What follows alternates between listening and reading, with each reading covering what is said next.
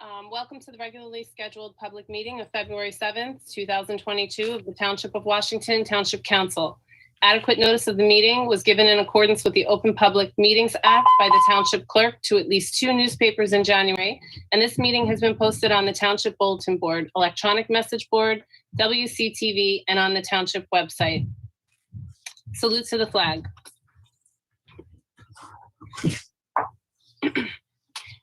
I pledge allegiance to the flag of the United States of America, and to the republic for which it stands, one nation, under God, indivisible, with liberty and justice for all. Okay, Sue, roll call. Councilman Casio. Councilwoman Feeney. Here. Councilman Sears. Yeah. Councilwoman Velez. Here. Council President Morgan. Here. Okay, let the record reflect also in attendance, Mayor Calamari, Township Administrator Tovo, Township Attorney Poller, and Township Clerk Witkowski. So for tonight's PSA, every home in the United States eligible, to order 4 free at-home COVID-19 testing kits. The tests are completely free, and orders will usually ship in 7 to 12 days. Sorry, hang on one second.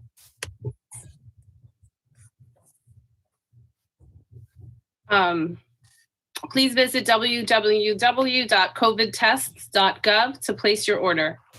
COVID-19 vaccines are now available to everyone 5 or older who lives, works, or studies in New Jersey. We encourage Bergen County residents to visit www.bergencovidvaccine.com to schedule an appointment. For those requiring assistance with scheduling, please call 201-967-4070, Monday through Friday, 9 a.m. to 6 p.m. Northwest Bergen Regional Health Commission will be holding a COVID-19 and flu vaccination clinic on Tuesday, February 8th. Pre-registration is required. Please call 201-445-7217 to make an appointment. Due to the newest wave of COVID-19, the township offices are closed to the public until further notice. All department personnel are still working in person and remotely and are accessible via telephone and email. Please continue to use our drop box outside of Town Hall for all correspondence. All correspondence must be in a sealed envelope addressed to the proper department. No cash should be placed in the drop box. First quarter property taxes were due February 1st. The grace period through February 10th. Town Hall closed to the public. We encourage our residents to continue to use the drop box for payments. The Township of Washington is looking for crossing guards. Please visit our website for further information. 2022 animal license renewals were mailed out in late December. Please note a $5 late fee began on February 1st.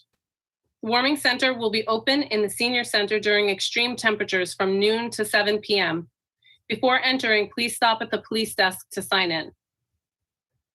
Please take a moment to visit our website for our snow removal guidelines, parking bans, and emergency reminders. Township offices will be closed on Monday, February 21st in observance of President's Day.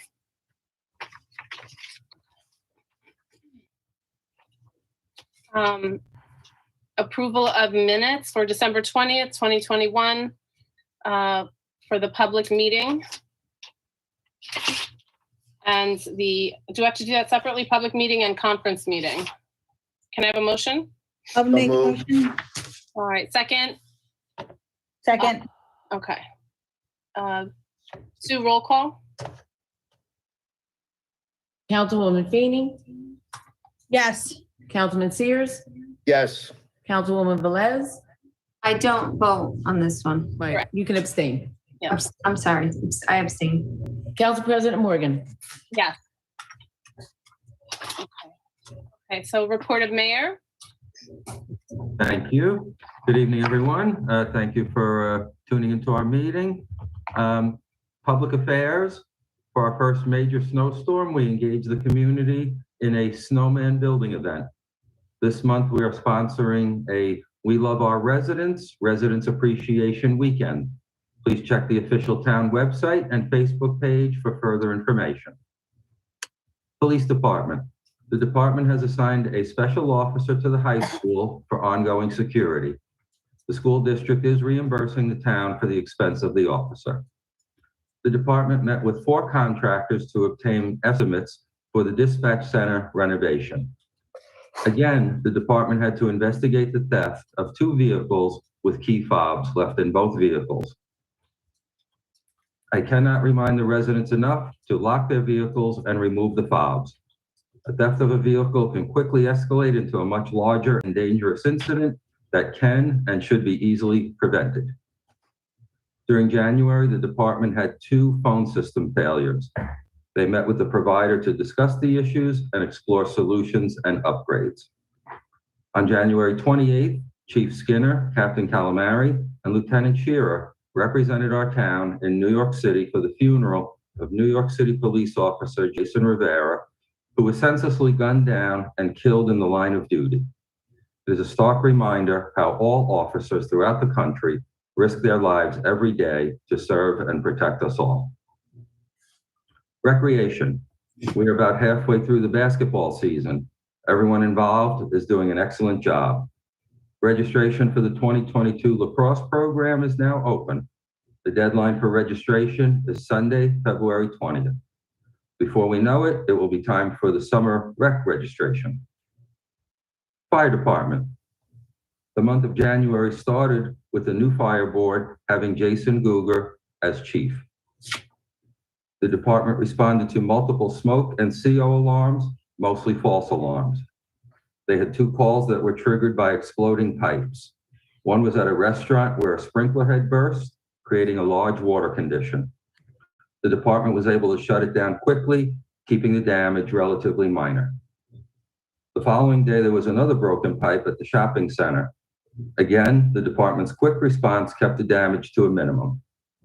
On December 19th, a crew doing work on Ridgewood Boulevard North struck a gas main, creating a large gas leak. As a precaution, a few homes were evacuated until PSE&G could shut down the gas. This event was under control within an hour. On the 22nd, a dinner event was held to honor ex-Chief Kevin Zitko. It was an honor for the governing body to be invited and for me to say a few words in addition to swearing in the officers for the current year. On January 29th, Deputy Chief Zach Myros has assumed temporary command of the department. DPW. As of January 27th, the department responded to 4 salting and plowing events. Sherry Field has been cleared of the leaves that unfortunately had to be staged there yet again due to the vehicle supply chain issue that prevented us from receiving the 2 new garbage trucks that we ordered last year. Swim club property. I would like to inform the residents that unlike the prior understanding with the club, the current purchase agreement for the swim club property does not call for the town to operate a swim club. I'm not saying that it will not be a swim club, just that it is not mandatory like it was in the previous understanding. I have also submitted a letter of intent to the administrator of the County Open Space Trust Fund, outlining the purchase and notifying them that we will be applying for a grant. We will be doing all the necessary studies, including environmental, during the due diligence period. If the council votes in favor of the ordinance tonight and the purchase takes place, I will commence a study on not just what can be done with this property, but to look at our total inventory of parks and fields to make recommendations with cost estimates. Ordinances. Although ordinances are usually reserved for council members, I am proud to have my name associated with a potential ordinance being discussed tonight regarding house numbers displayed and visible from the street for safety reasons. This was a topic that was of importance to my friend Arthur Cumming, who passed away last year on March 21st. We have a council meeting scheduled on that same date this year. What a tribute it would be to this good man to pass this ordinance on the 1st anniversary of his passing. The reopening of Town Hall to the public will occur next Monday, February 14th. Please continue to use the drop box when possible to minimize your exposure to yourself and the employees. Budget. The budget is on target to be presented to the council before the revised date established by the Division of Local Government Services, which is February 25th, or the next regularly scheduled council meeting thereafter. That division of the government understands the challenges we face in putting the budget together, since more and more amounts that are not under our control keep coming to us later and later in the process. The 2022 calendar is at the printer. You should expect to see them in your mailboxes next week. There is also a PDF version available on the website and a link to it on the official Township Facebook page. I want to thank all the department and board heads in working with Bernadette to get her all the information she needs to put the calendar together. And of course, to those businesses that help us defray the cost by taking out ads in the calendar. Thank you. Thank you, Mayor. My pleasure. Okay, so we're gonna go a little bit out of turn. I'm gonna go to Mr. Sears, Councilman Sears, for your update. Thank you, Council President. You're welcome. Been very busy. I put in for 4 technical grants, 1 from Rutgers and 3 from Montclair State. The Rutgers grant was for forestry and tree preservation. They accepted my paperwork for the grant, and now we're just pending their response. I put in 3 technical assisting grants from Montclair State. One is a fleet inventory grant that's part of our Green Team Association. They will assign a graduate student, to inventory our fleet.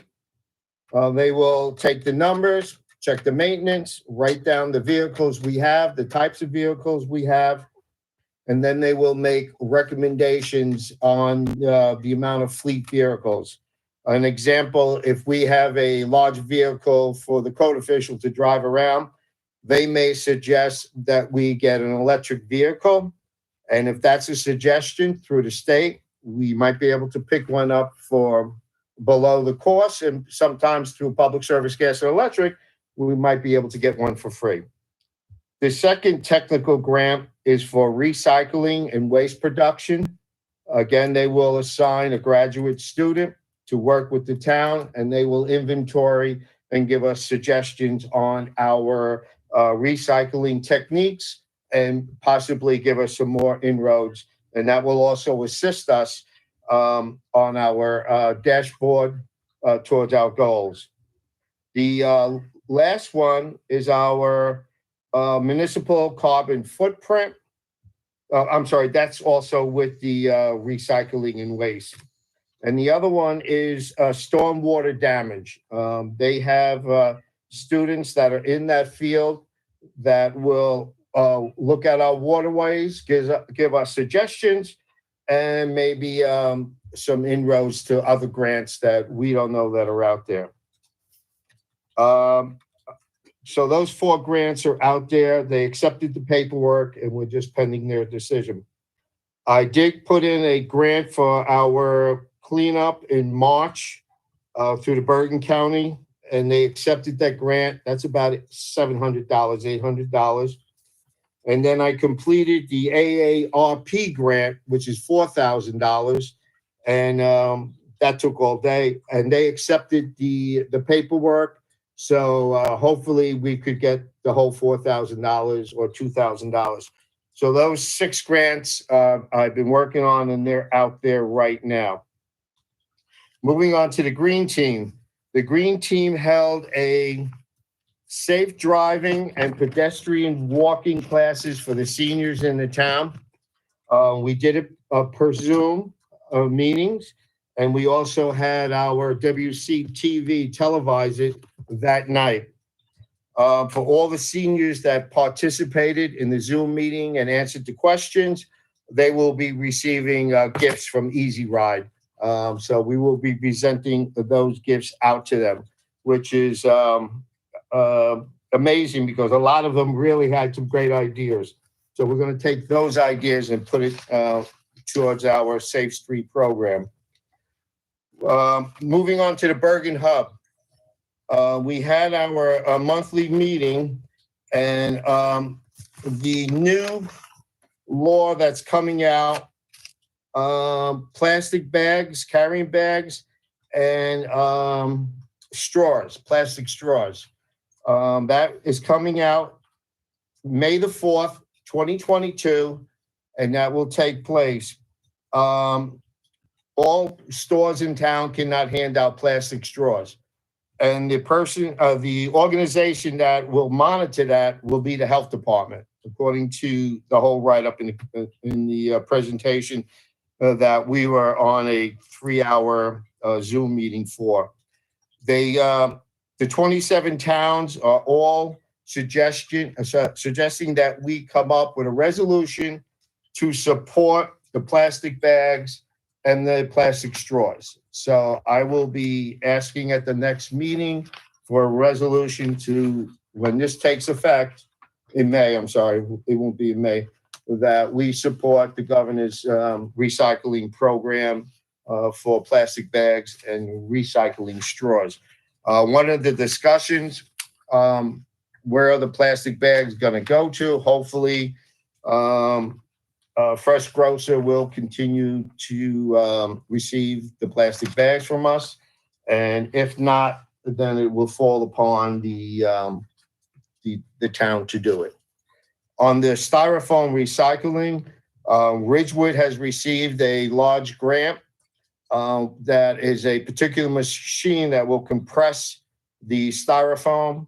So I am actually meeting with them to see if we can come up with an agreement that we could take our styrofoam over to them, and they have this heating machine that will compress it instead of us driving it down to Haskell to be dumped. That's all I have at this time. Thank you, Council President. Thank you. We'll go back to Council Vice President Feeney. You're on mute. I didn't due to a family issue this week, I didn't prepare a very big report.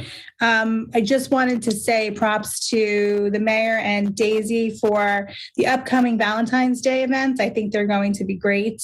And I know that you're doing the best you can for the town. And I'm very much looking forward to the activities coming up this weekend. And I hope the rest of the town will join in them too. Thank you, President Morgan. Worries. Councilwoman Velez. Thank you, Council President Morgan. So I have some pretty exciting news. We've also been working with Rutgers. The Rutgers School of Social Work has an initiative called the Age Friendly North Jersey Alliance. And what they basically do is they're working with communities in order to create an environment for people to live a longer, healthier, and equitable life for our seniors. So basically, anybody 50 years and over, they help provide services with the town. Now, we had a meeting, the Mayor Calamari, volunteers Heather Henry and Gina DiVirgilio. We met with the representative for the Age Friendly North Alliance. And we basically told them everything that we already offer. We have the Golden Seniors, which do a tremendous job. We have a senior bus, libraries. And then I also mentioned to them how over the last 2 years, we have this great community of volunteers who put together these meals for our seniors. So what the Alliance does, it helps coordinate a more comprehensive, cohesive, age-friendly community. And then the great thing with that is that they work with AARP in what is called livable communities, right? So this is very much in the infant stage. We are scheduled to have another meeting with them this week. AARP has let me just get some data up on their website, and I really welcome residents, especially our seniors, to visit arp.org/livable. And on there, they have some stats that by 2030, 1 out of every 5 people in the United States will be 65 plus. And by 2035, the number of adults older than 65 will be greater than the number of children under 18. So with the help of ARP, it helps keep our residents able to live in their homes and in their communities longer than maybe typically they would be. There are several northern New Jersey communities that are already participating. Township has informally joined, right? Again, we're in the infant stage. It's free to participate. Like I said, some of our northern New Jersey towns are already participating. If you wanted to take a look at what something like this offers, agefriendlyridgewood.org has already been set up, and we are looking to do something very similar to them, right? The goal here is to create a sustainable community to benefit the older adults that currently reside and that will be moving into Township. So we're really looking forward to it. Like I said, Mayor Calamari, Heather Henry, and Gina DiVirgilio, they have been a part of these meetings. I'm sure we're going to need some visible volunteers.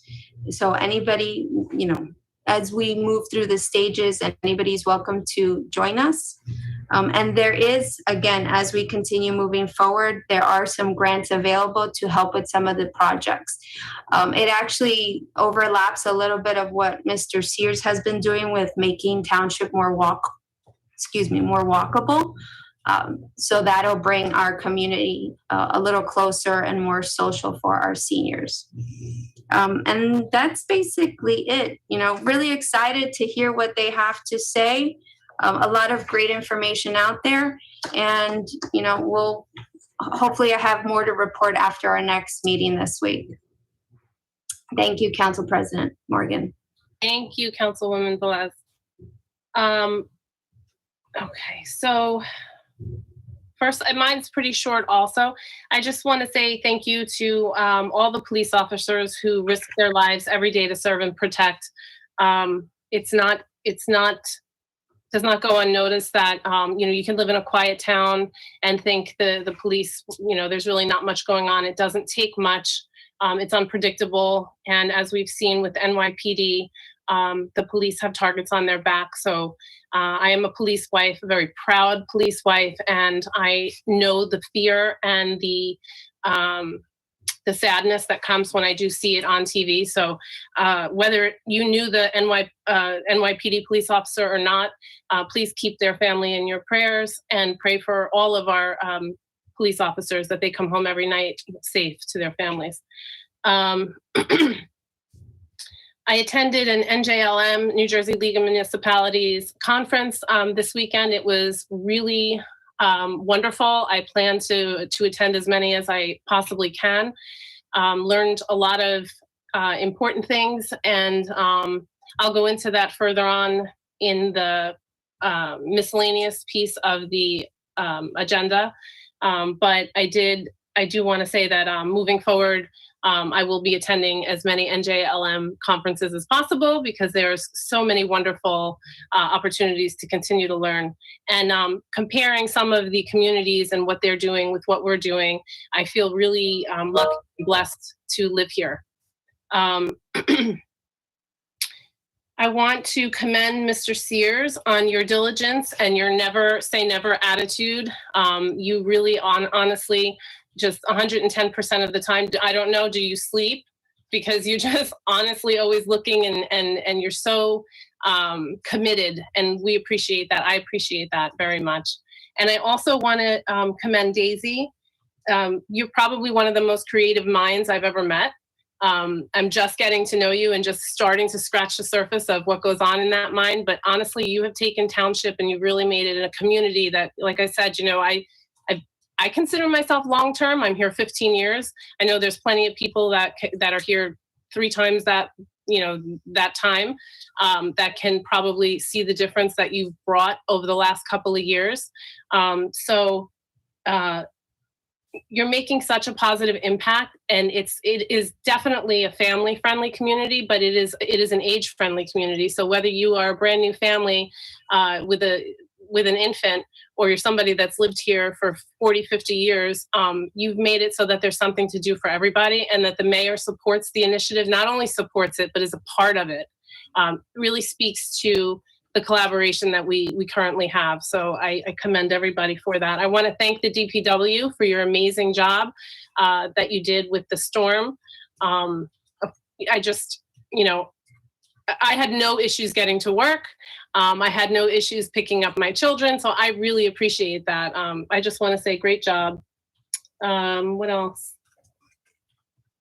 I think that's it for me. President Morgan, I just had I forgot one item, if it's okay. Yeah, of course.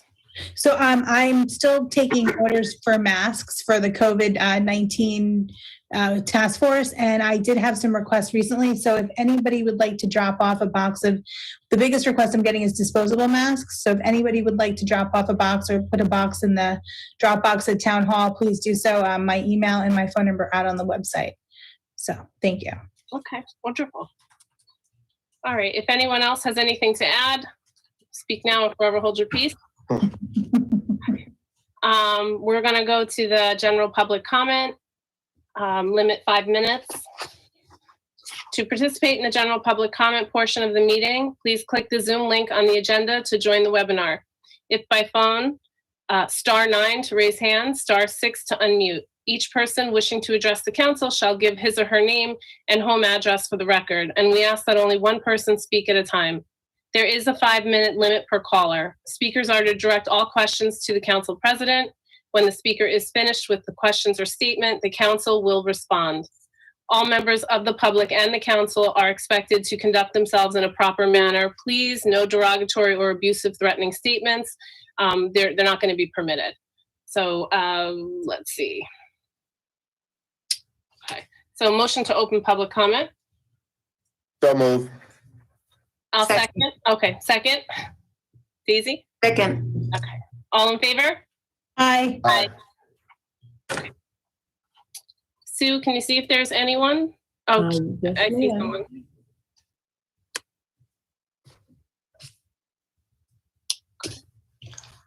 Sorry, can you give me 1 second?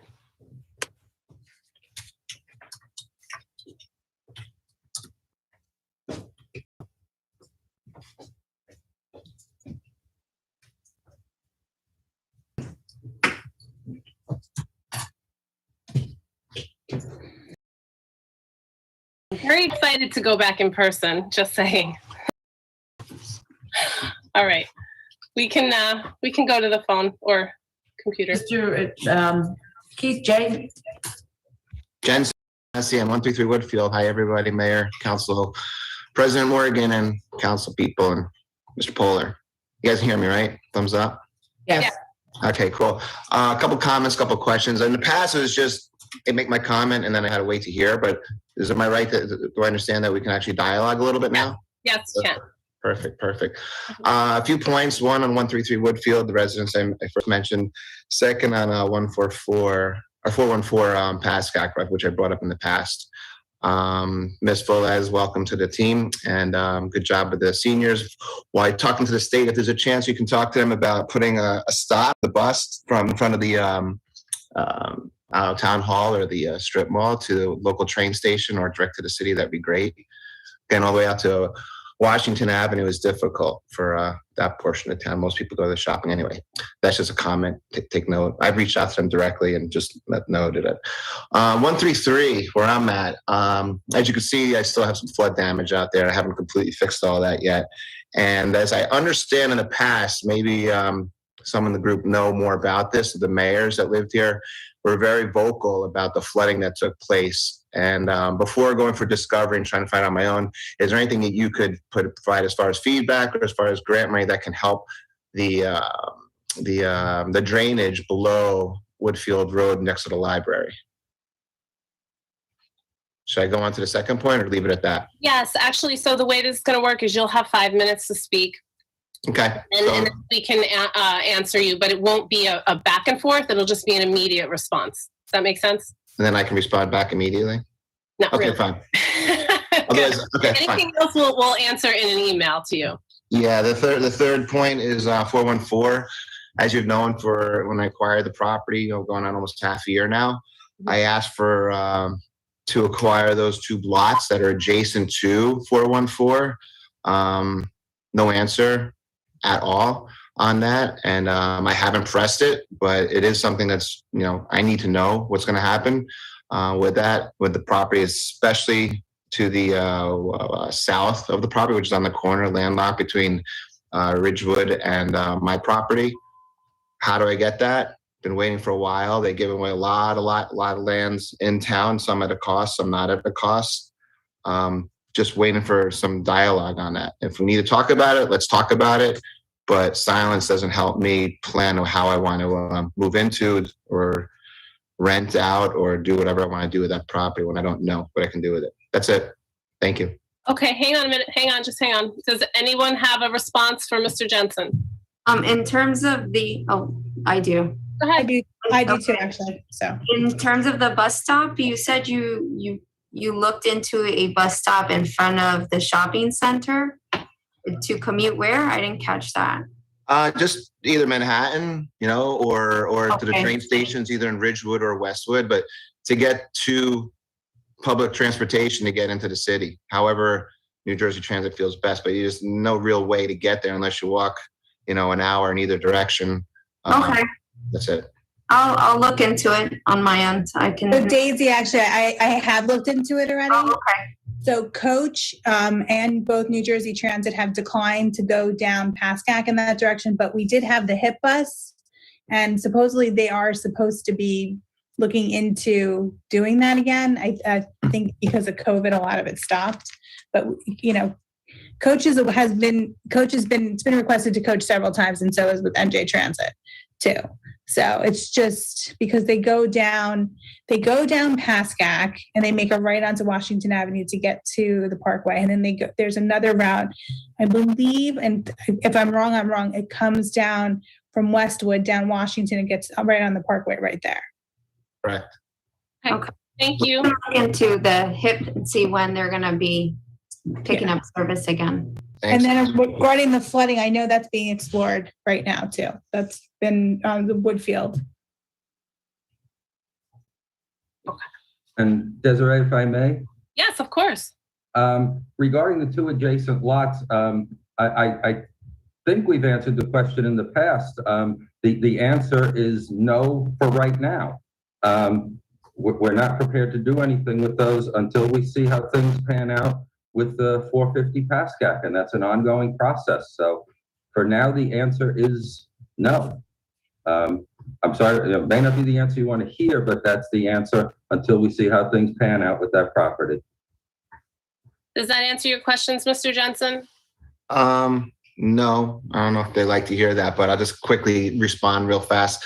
Thank you, Councilman Feeney. That's exactly what I wanted to hear. 133, a little more detail. I don't know if people looked into what I'm talking about. I think Mayor Calamari knows about it. Mr. Sears, Councilman Sears knows about Mr. Mayor that was here, is very vocal about it. I don't know if there's more to it than just looking into it, but I got that you're looking into it. Thank you. To be determined in future.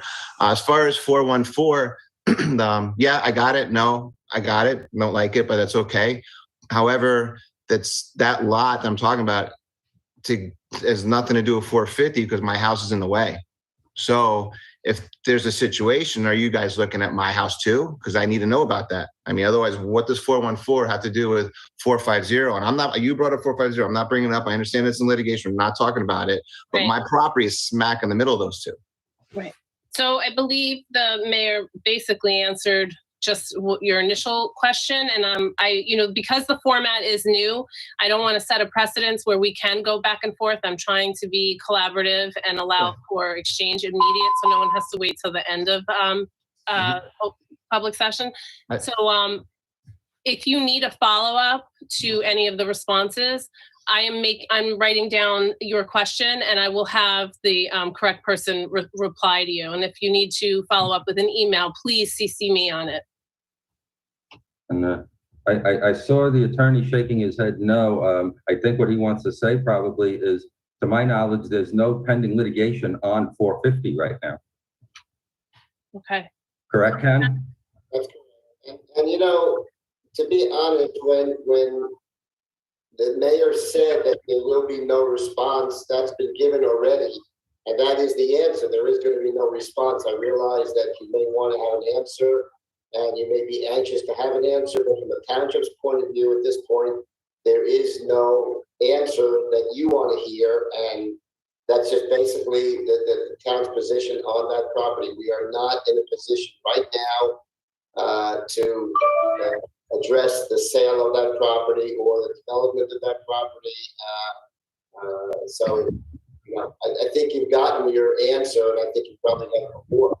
Well, since Ken, since you brought that up, so you didn't answer 414. That's how, are you looking at 414 to obtain that also? We're not going to be talking about. We're not going to put the back and forth. Right, we can't do that, Mr. Jensen. I can't have that. Well, I reached out to the mayor to speak to him directly as opposed to communication. Otherwise, there's no way to talk to the mayor and council if no one will dialogue with me. I asked specifically to talk to him. He said, about what? About a lot of things. No. So the only dialogue I have is this. So you only let me talk one way, and that's it. That's not a dialogue. Okay, it is a dialogue. We've given you a lot of answers to your questions. I don't appreciate that. No, I'm sorry. Let me schedule a meeting with you. That's fine. We can do Perfect. Thank you. that. So if you email me, That's right. He can also do that with the mayor's office too. I try. He doesn't accept it. No, now come on, Mr. Jensen. Now you're lying. I'm willing. I'll forward my emails to you and the paper. Mr. Jensen, please let the mayor speak. And over the weekend, did I tell you I would research the violation first, and then I would look into a meeting with you? Did I bring that up? I've been harassed twice now with violations on your lands that I'm taking care of. Did I tell you about a meeting? Yes or no? You did. Thank you. Thank you. So, Mr. Jensen, I want to be clear. We definitely hear what you're saying. I want to understand what you're saying. We do have to adhere to the 5-minute time limit to be fair to everybody. But if you have further questions or you do need a meeting, you absolutely should reach out to any one of us that you need to meet with. But as the council president, I'm going to ask that you CC me so that I'm clear what's going on and making sure that you are getting what you need to get. Okay, please? I appreciate your time. Thank you. Everybody. Okay. Sue, anyone else? Yes. We have a phone number here.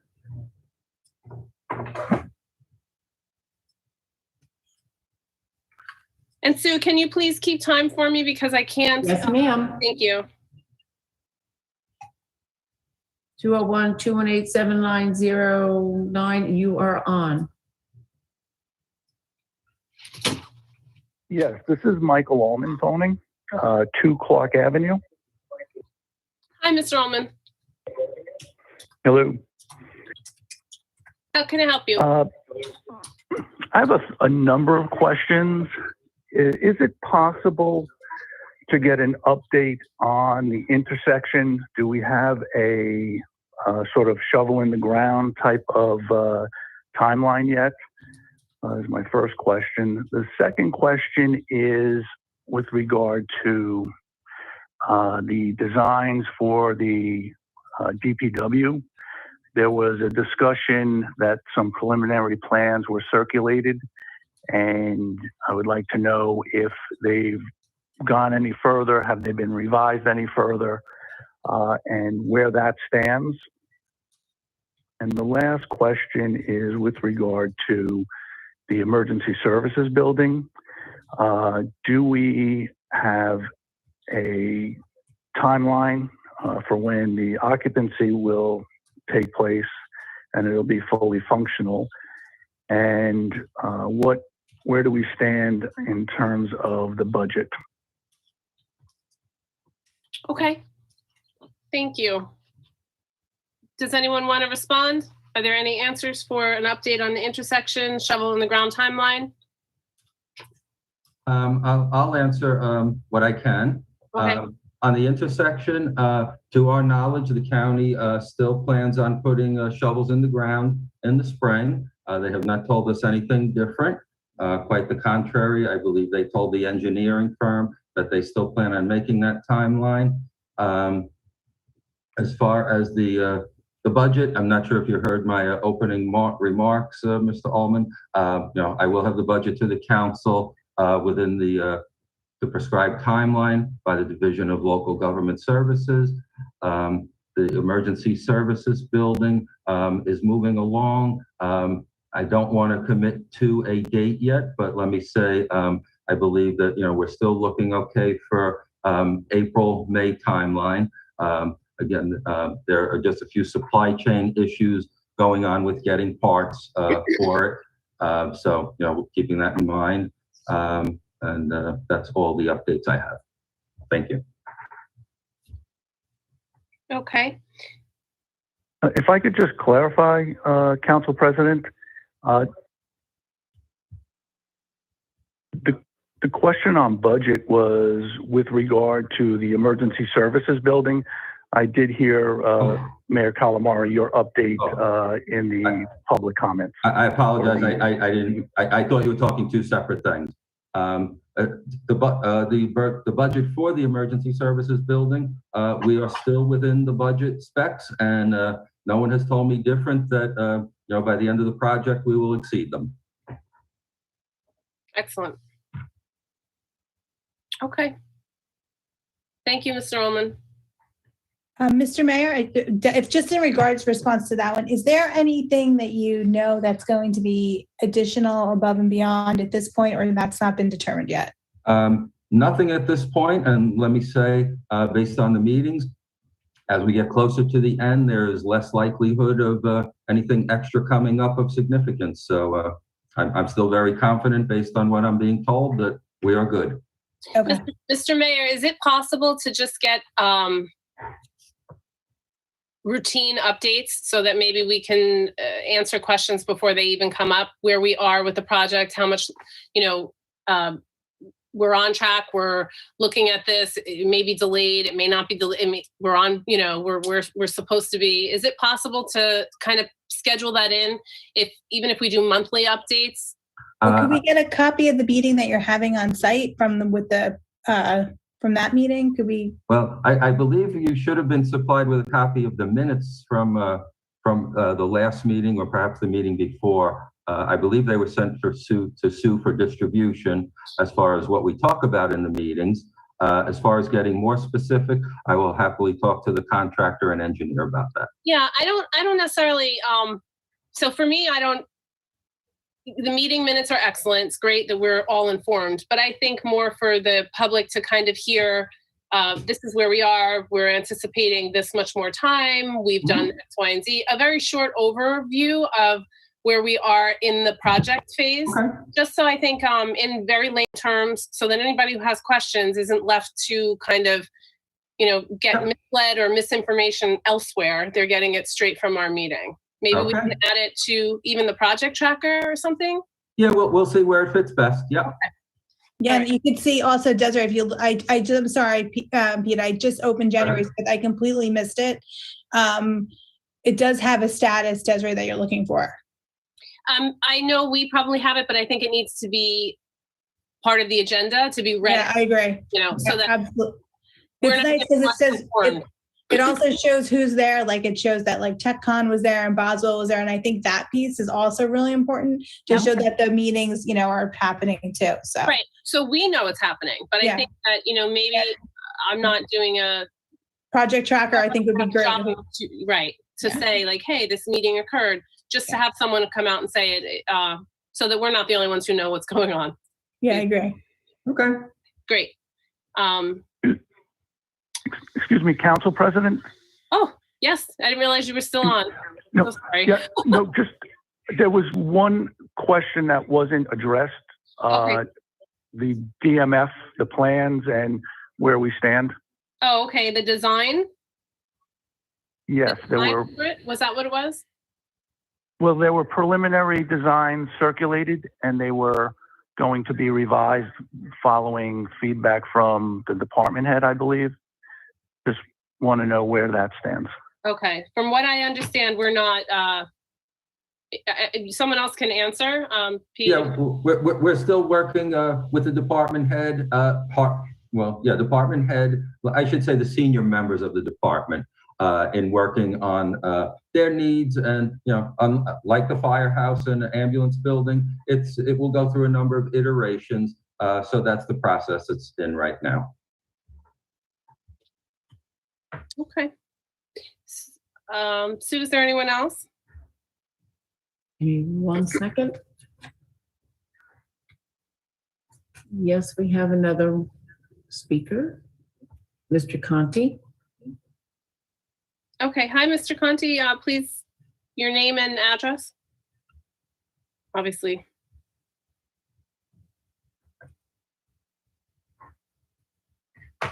Is he? Wait, there we go. Am I unmuted? You are unmuted. New computer. It's okay. Okay, so hello, everybody. I hope everybody had a pleasant new year. I have a couple of things. Mr. Conti, for the yes. record, could you state your Oh, address, I'm please? sorry, Anthony Conti, 490 Ridgewood Boulevard North. Thank you. The first thing I want to point out is something that President Morgan said on about a year and a half ago, I believe, maybe 2 years ago, when it referred to Sherry Field. And she said that the people at Sherry Field shouldn't be burdened with the leaves and the trucks. It's a residential area. They shouldn't be doing that to these people. I just want to point that out before you guys vote on the swim club, because that's exactly what Mayor Calamari plans on doing. He plans on taking a residential area and loading it with DPW trucks and probably putting the DPW there. And that's why there's no plans, as Mr. Ullman pointed out. He went on social media before the election and he called me out and said that I wasn't being truthful. Well, or no, I'm sorry. He said I was making up lies about him. This is going to prove who is really not being truthful, the mayor or me. And I believe I was being more truthful than he is right now. The other thing is, if you're doing or making plans for the DPW, as Mr. Ullman asked, is the DPW going to be in the same location? Is that what you're doing the plans for? Or do you plan on moving it someplace else? And is that someplace else the swim club? I'd like that answer before you guys go forward and vote on this, because it's what I've been talking about since you started this, that you plan on putting the DPW down at the swim club, and everybody's assuring me of, no, we're not. We may put some trucks, but we're not putting the DPW there. I'd like a firm answer from the mayor. Is he not putting the DPW at the swim club if he purchases that property? Has anybody done anything regarding what it would cost to run the swim club? Has anybody checked into the amount of chemical that has been sucked into the ground from the pool? That pool has been leaking for years, and it's been Desiree? Yes. Excuse me, Mr. Conti, shouldn't this be discussed as part of the bond ordinance when we open public hearing for that? We definitely could. Okay. Mr. Conti, Yes. would you like to speak about what your initial question was, or? I'll tell the truth. I would like to talk about it right now, maybe get some answers now, and then during the swim club meeting, I could also call back in, can I? You can, but we do, there's other hands up. I definitely want to answer your questions. So I just don't want to have a back and forth. I'm really trying to figure out the sweet spot where we can have a dialogue, but not so that it takes up the back and forth, because I have a hard time then making sure you have your 5 minutes, the next person has their 5 minutes. It's very difficult. So okay, so then let me ask you this question, because it won't have to do with the swim club. All right, I'll call back in for the swim club portion of it. okay. The question is, are the plans you're drawing up right now to put the DPW exactly where it was? Number one. Number two, the statement I want to make is, Mayor Calamari said I came out and told untruths about him on social media. He did it after a meeting one night. I want to know what the untruths were that I said. because you can't come out and say to somebody, you spoke untruths about me and not give specifics. If the mayor wants to give me specifics, I'll be more than happy to answer him in any way he chooses to prove I was not making up falsehoods about the man. I appreciate that. I do appreciate that. It's funny because we also, as residents, and I'm glad you say that, and I hope everybody hears that, there shouldn't be untruths about anybody, not about you, not about any of the residents, and certainly not about any of us. So that being said, that's a two-way street. We have to be mindful that you're stating, I just want to answer one thing. You're stating that the DPW is going there. That's never been said. I just want to say that. No, that'll be for another meeting. Right, but I just want to say that we're stating it, and I just wanted to clarify that. I don't want anyone watching saying, oh my goodness, that's where it's going. So those are untruths. So just please be mindful that, other people listening maybe their first meeting they're listening to, who knows? I don't want to mislead anybody. None of that has been said, so. Okay, so is the DPW going in the existing place it is right now? Does anybody else feel like they need to answer or want to answer, Mr. Conti? Because I feel like he's... I'm happy to answer, but per your new meeting format, I'm not going to engage in a back and forth. Okay. So do you want to wrap it up so we can answer you, or so you can come back in the other, when it's on, when you can speak to it further? All right, well, no, I'll let him, he can answer any way he chooses, but also keep in mind, I'm looking for the answer about the Sherry Field, and people don't deserve to have a dump around them. And if the people on Ridgewood Boulevard North should be treated equally. Yeah, I can answer that because that was directed toward me. I don't believe anyone, I don't want anyone, in a perfect world, nobody should have to back up to any kind of field where we're storing anything. Unfortunately, when we are with land constraints like we are in Township, we have to make a compromise somewhere. Now, of course, the people who live, I'll speak to you because it's your self-interest, I'm sure. I'm going to say that obviously you are no less important than the people at Sherry Field. At the time at Sherry Field, I think it's apples to oranges, what we were comparing, because nothing exists where you are right now. There's nothing that you are being subject to for years and years and years, except speculation and fear that something may come there. So I am unfortunately, I wish I could remove that fear from you, so that you wouldn't perseverate that this is what we're doing to you, because nothing's been done yet. However, on Sherry Field, it has been year after year after year, there has been a quality of life issue there. So that's my comment to that was, we need to do something to help them. I met with those residents and I saw what they were talking about, and I empathized, and I can understand why they would, want something to change. If I'm going to meet with your neighbors and you, there's nothing there that is impeding your quality of life.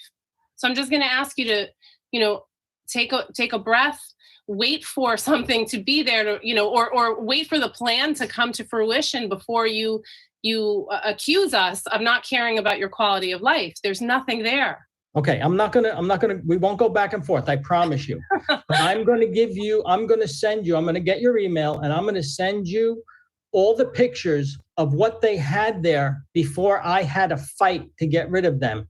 I'm the person that got the cease and desist because they had dumpsters and trucks and landscapers and gasolines and guys peeing on the fence. I have all the pictures, and I will send them to you so you understand why I'm fearful. Okay. All right. Again, we're not going to do the back and forth. Is that you're talking about?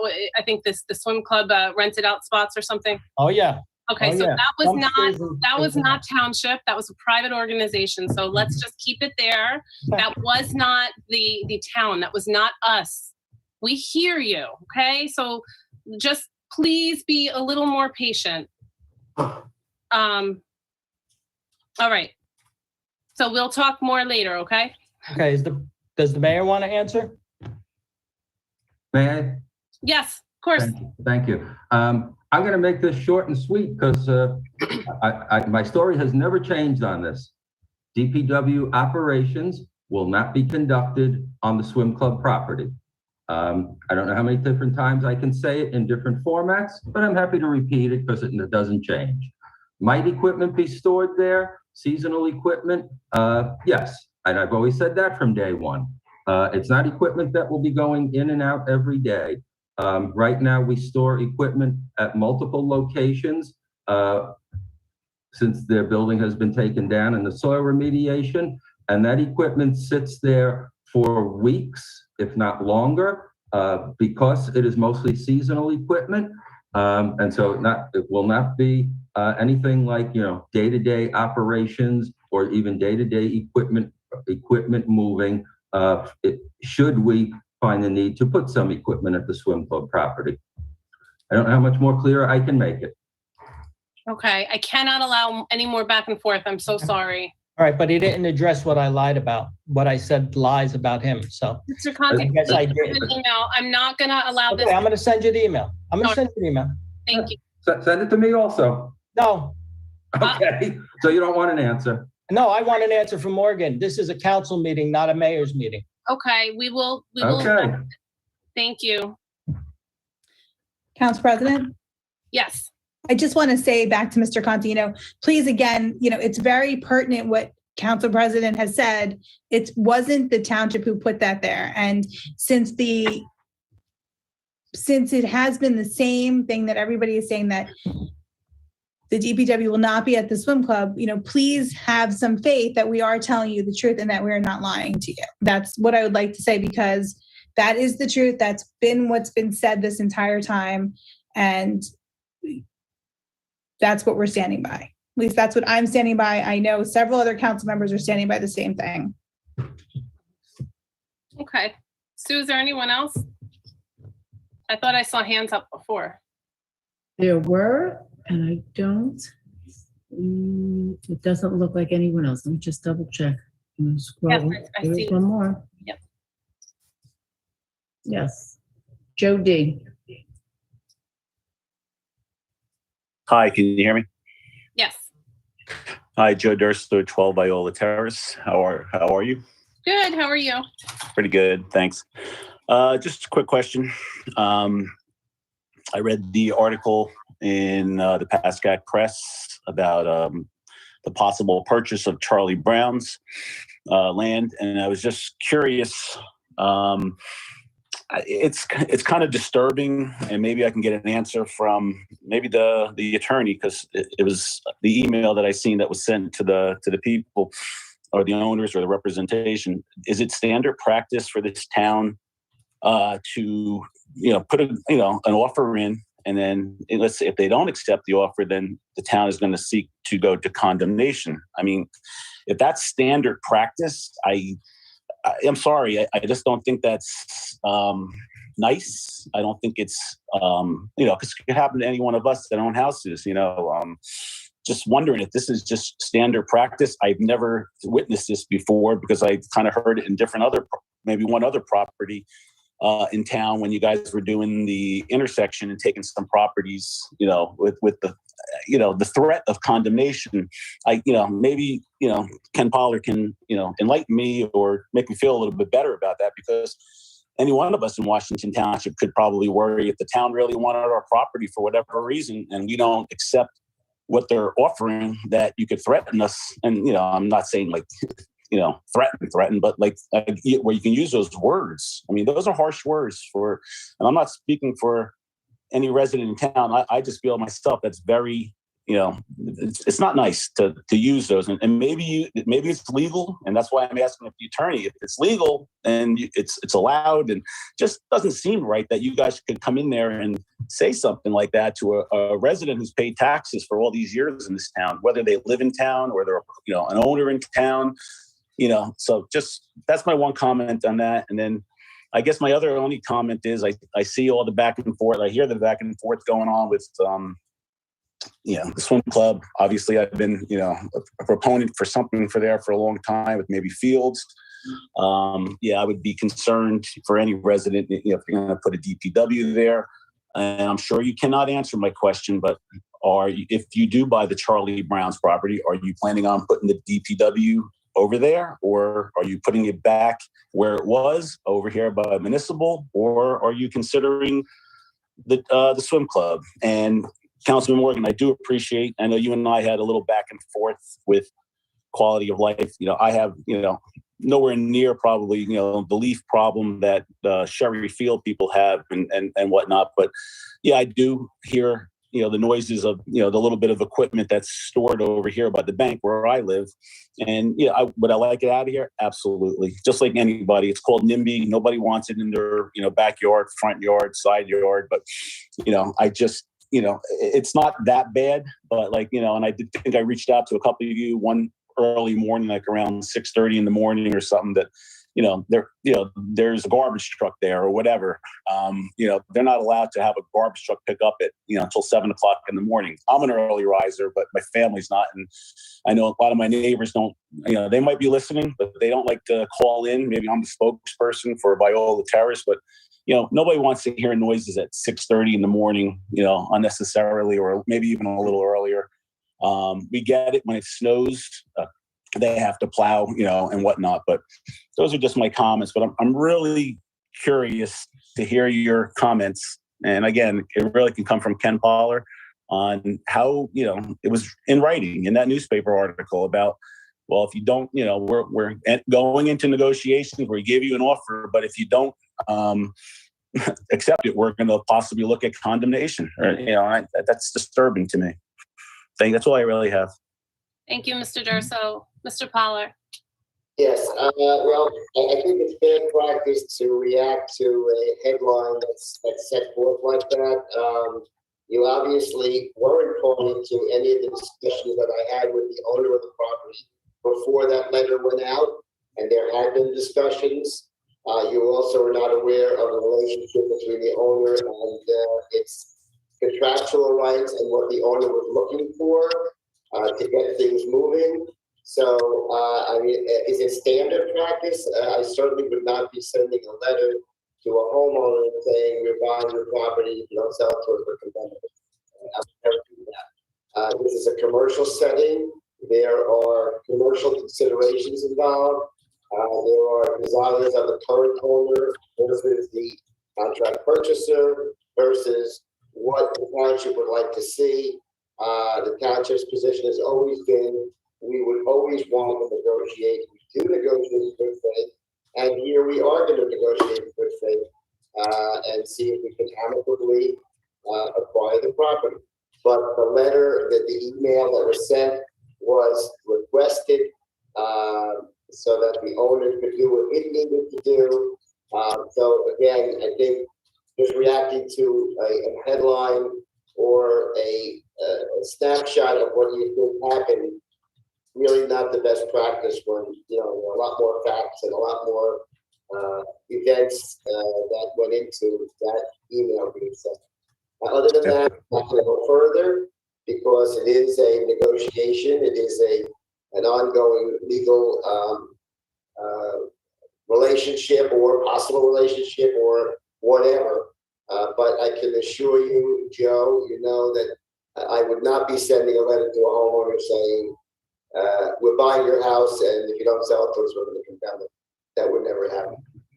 Yeah, well, it was just a little, I guess you're right. It came from a newspaper. I guess they requested the email, and, it was your email from, K. Poller AOL to, and you're right. I didn't see the whole, I don't know what's going on. Obviously, I do respect and understand litigation, and, and I know a lot of people get frustrated, that you can't talk about it. And, I do understand that. But when you see something like that in writing, it does concern you. And I do appreciate you explaining it. 30 seconds, Mr. Durso. Yeah, I'm pretty much done on all my questions. If I'd like to know, as Mr. Conti has said, I'd love to know where you're going to put the DPW. And I probably understand you cannot divulge because maybe you don't know or you're waiting for properties or whatever. But that's really all I had, and I do appreciate the explanation, Ken. Thank you.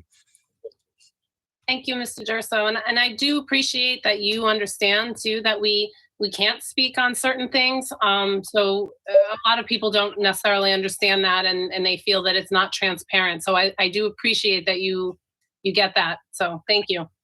You're welcome. Okay, is there anyone else? Let's see.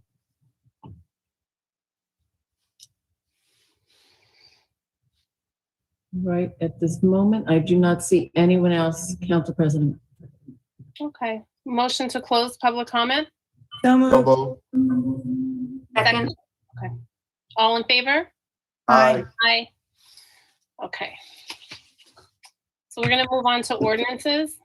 Adoption, second reading, ordinance number 22-01. Bond ordinance providing for the acquisition of lands in and by the Township of Washington in the County of Bergen, New Jersey, appropriating $800,000, therefore, and authorizing the issuance of $761,900 bonds or notes of the township for financing such appropriation, 464 Ridgewood Boulevard North.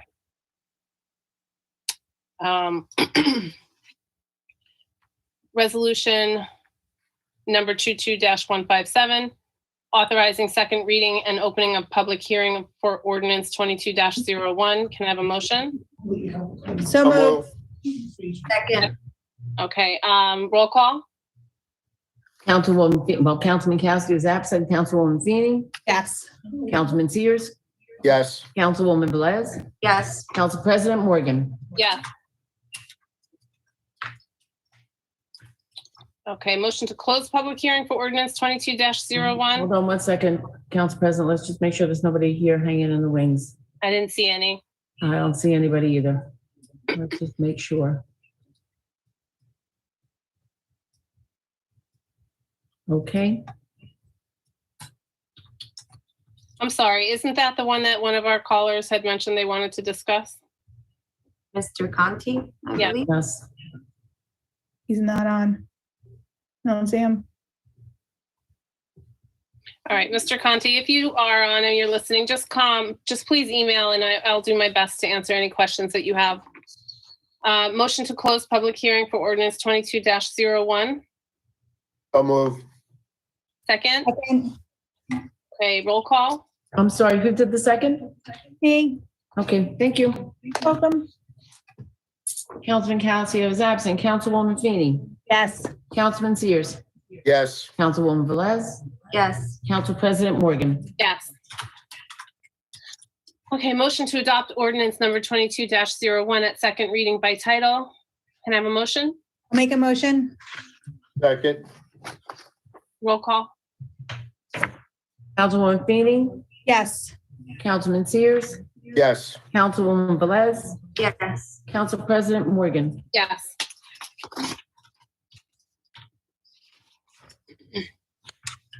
Okay, resolution number 22-172, authorize acquisition of real property designated as block 2301 lot 1 and block 2401 lot 1, .01. Can I have a motion? I'll make a motion. I'll second. Okay, roll call?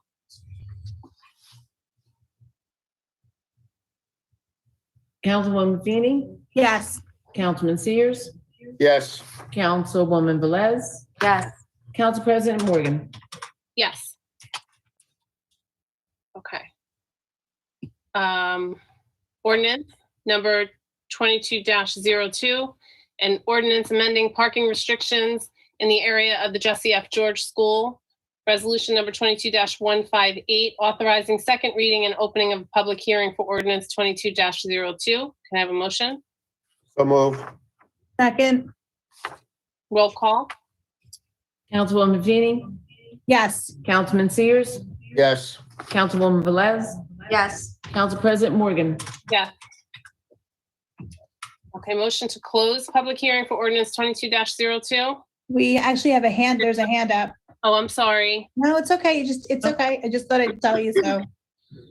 Right. So this is for Mr. Conti Washington got back School. on. Yeah, so right now we're talking about, Washington School. isn't it George School? George School. Sorry. George George. School. Sorry. Okay. So, Sue, I guess, go ahead, you can pull up Mr. Conti. But you can't go back to the order. I know. Mr. Conti, you're there, but unfortunately you can't go back to the other ordinance. Well, you guys knocked me off. It took me another email to get back on. You actually blocked me out. I don't understand that. Whoever Me? knocked me off. And I couldn't get back on. I even tried to call in and couldn't call in. I had to re-log in under a different email address. Uh-oh. So I guess I don't get to talk. I guess the mayor doesn't have to answer what lies I told about him or what untruths I told. So I guess you guys will just do business as usual and the hell with the little people, just like you did at the I will not, as I mentioned in our opening. You can I will not block me out. You Nope. can block me out. Don't hang up with him. Do not. I just want it to be clear. I will not allow derogatory or offensive conversation here. We're going to conduct ourselves professionally. So if you, unfortunately, Mr. Conti, even if you were permitted to speak before, it was not going to be about the mayor calling you a liar, et cetera. It was about the ordinance. Right. So I'm sorry that you were not able to get in. Nobody intentionally blocked you out. No, Somebody did. not intentionally, Mr. Conti. So if you do have any further questions or conversation that you wanted to have regarding that hasn't already been answered, please email whomever it is that you need that answer from and CC me. Well, you wouldn't let me talk. I was blocked out. And then when I finally got back in, I can't talk. So welcome to Hitler's Germany. We're not doing that. That's you can very. block me out. That's You can offensive. knock me out. Hang up, Sue. That's offensive. Yeah, that's it. Goodbye. I'm hanging up. Watch this. Goodbye. Thank Goodbye. you. I'm so sorry for everybody watching that reference was made. That was inappropriate and unacceptable. So I do apologize. I was actually very That is offensive to our Jewish community, that was let out. offensive to the, absolutely, that is a negative. That is not acceptable behavior. Okay, let's move on. But again, we are sorry. Sometimes we cannot always control what is said through this function, and I am sorry. So we're gonna move on. I mean, Okay, so that was so offensive. I'm sorry to say this, that we might have to think of, well, the council might have to think about blocking him for more meetings in the future if he can't control himself. I take offense to my personal family history. Well, I'm sure there's a lot of people that are going to be offended by this, and so I do. It's not okay. Okay, so understand our position as this council and president and administration, Township of Washington. We do not condone what was said, and we do apologize for what was said. And moving forward, unfortunately, we can't screen it. It is live. I'm just going to ask anybody who calls in to please conduct yourself like a professional. We're not here to fight. That's not how we resolve things, and that is not how we move the town forward. Okay, that is not the town, the community that we are living in, or one that we are trying to build. Let's just keep that in mind when we call in. We want to work with you. This is our town also. So no one in this town stands for any anti-Semitism, period, and it's not condoned at all anywhere. Thank you, President Morgan, for One stating. person does. all right. Let's move. Where are we now? We were motioning to close the public hearing for ordinance 22-02. We were speaking on Jesse F. George School. Yes, and there's no other hands, so we can close. Okay. So can I have a motion to close? I'll move. Second. Roll call, Sue? Councilwoman Feeney, Yes. Councilman Sears, Yes. Councilwoman Velez, Yes. Council President Morgan. Okay. Motion to adopt ordinance number 2202 at second reading by title. So move. Second, Second.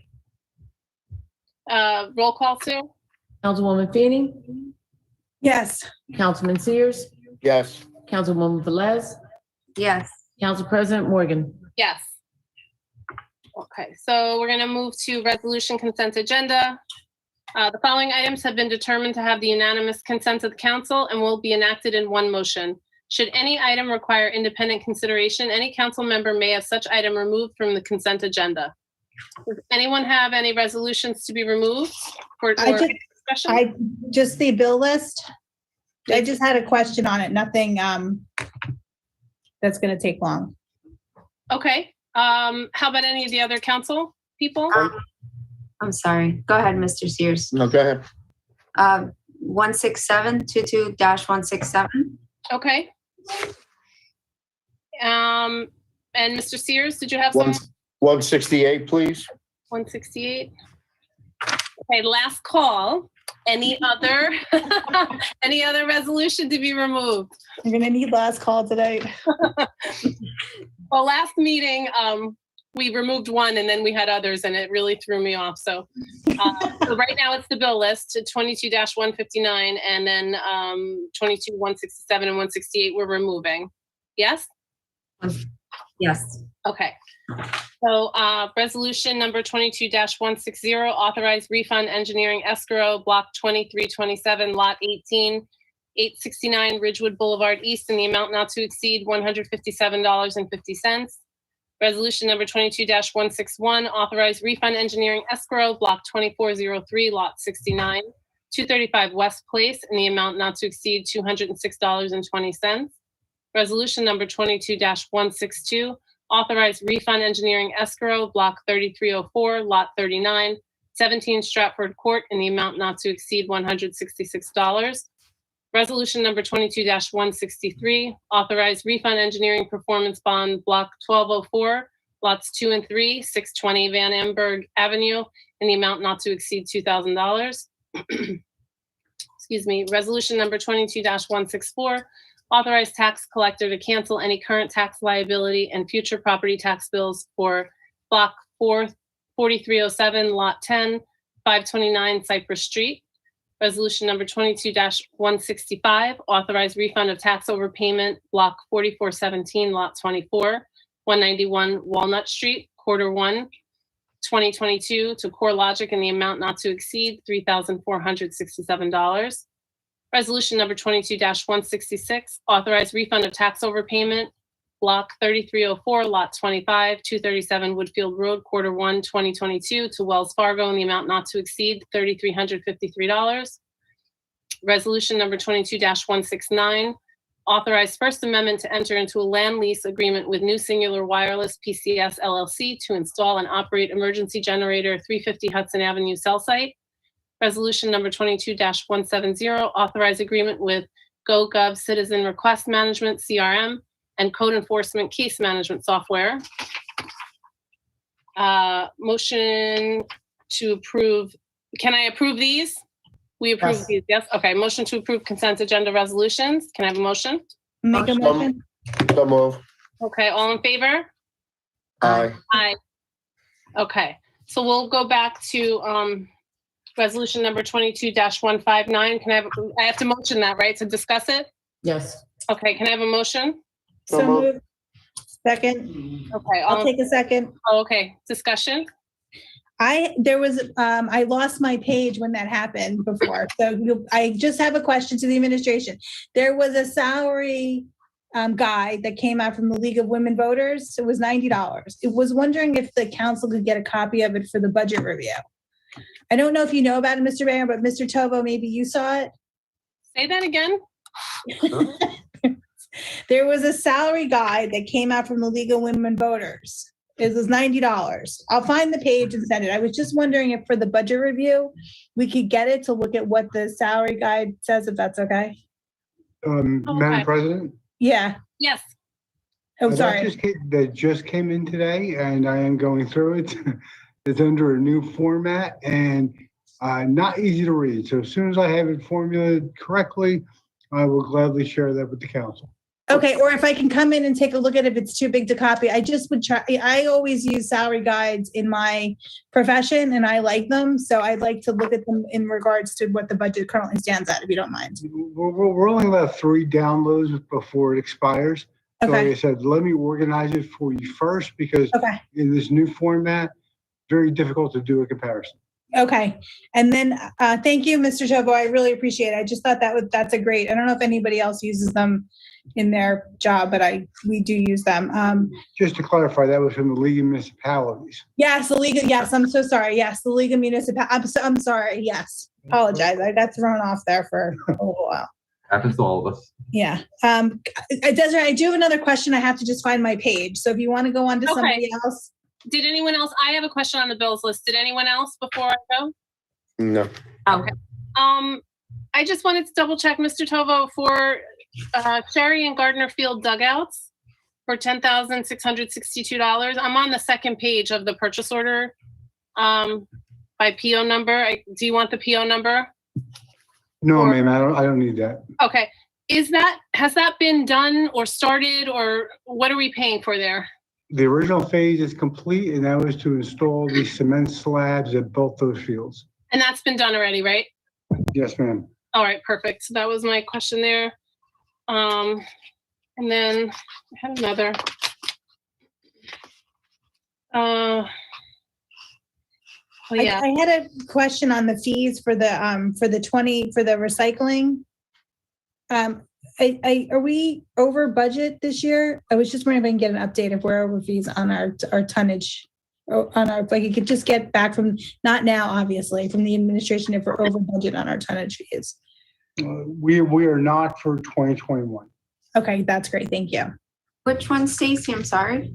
For the tonnage fees, because I know there were some recycling bills and some other fees on there. I was just asking in general. I would just like to know if we were over budget for the tonnage fees, because Daisy, since everybody's been home, there's just so much more. So we had an issue, correct me if I'm wrong, in 2020, right? And then we kind of caught up for 2021. So I was just looking to see if we were on target or over. Okay, thank you. And I do apologize. I think the best practice for all of us moving forward is when we get the packet, when we have our questions, not just write them down, but maybe shoot an email over to Mr. Tovo for clarification, because a lot of this can probably, I don't want to waste any of our time, any of the residents' time by having an explanation that we probably could have gotten through email. But so I apologize for my questions. I'll do that moving forward, Mr. Tovo. I just have Thank you. yeah, no worries. I have one more on page 5 of the purchase order by PO number for Tanis Concrete. It says drainage repairs, and it's for $1,460. I was just wondering, where are those drainage repairs? What was repaired? That was a catch basin that was repaired. We have enough talent within our DPW where we can do much of this work ourselves now. Okay. So when that's possible and time allows, we're just paying for the material, and the labor is all on our personnel. Okay, great. So that was just the concrete. And then I did have, I'm sorry, I have one more. On page 7, for Azalina and Fury Engineering, for $1,251. This is page 7, same bill format on the purchase order one. This is for, it says engineering for trees/pool, 1243 Washington. What is that? That was an engineering review done by Mr. Azalino for an applicant for a new pool that also involved removal of some trees. Oh, okay. Okay. All right. I just wanted to see that. What is the sidewalk? Okay. That was all. That's all I had. Council President Morgan, in terms of the packet, is there a way that we could get an electronic copier sooner versus, Friday? So if we do have questions, we have a little more time. I still love the paper copy, but if there is a digital, electronic copy, if it comes earlier, I'm not sure how that. I could ask Sue how the earliest could be. That what's the earliest we can I get? know things change, so I understand. But if just putting it out there, if it's possible, just to kind of take a quick look before we get the paper packet. Okay, Sue, is that feasible? Well, it depends on when the packets are actually delivered. I give them to the police department on Thursdays. And if they deliver them on Thursday or Friday, that's their issue. Oh, no, she means the electronic version. I know, but the electronic version comes out when you get it, which is at the end when everything's ready to be packed up and ready to go. Okay. So not really much earlier. Okay. It's a work in progress till that very last moment. And even, again, things have changed. Yes. I apologize. No. Just, if it was an option. Thank you. Okay, and then resolution. Can I just do all the resolutions that we pulled and then do them together, Ken? Or do I have to close them? No, I think you have a resolution, you have a You motion. have 167 and 168 still you have to go through. Okay. So you, Ken, what are you saying? Kenya, your mic is like very far away and echoey. It's not my normal computer. I've had some computer problems. Can you hear me or not? Yeah, that's Barely, but you're not very clear, Ken, not tonight. Sorry. It's okay. If you get a little closer.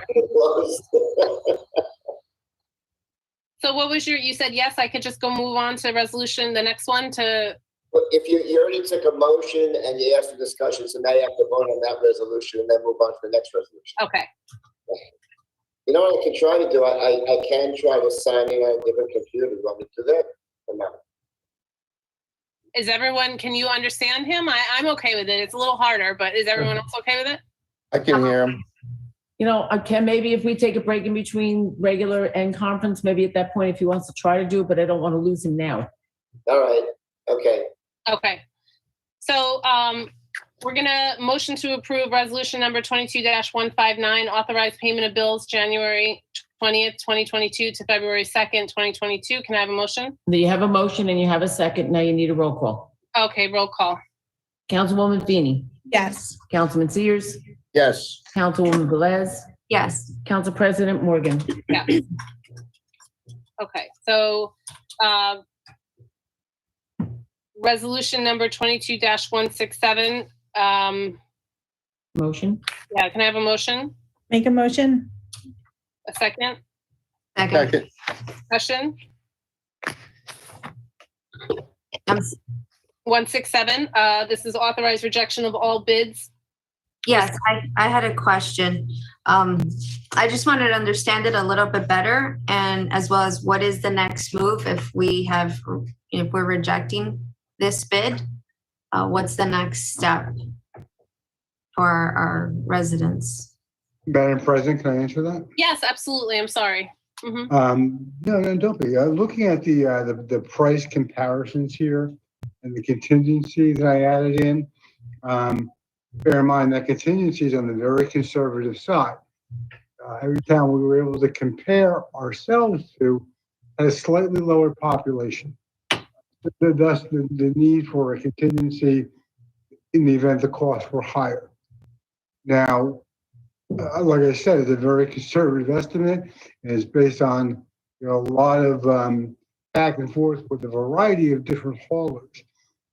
So that contingency should probably be a little bit higher. That puts us in a position where the residents are going to pay more for solid waste collection through the town than they currently do on their own.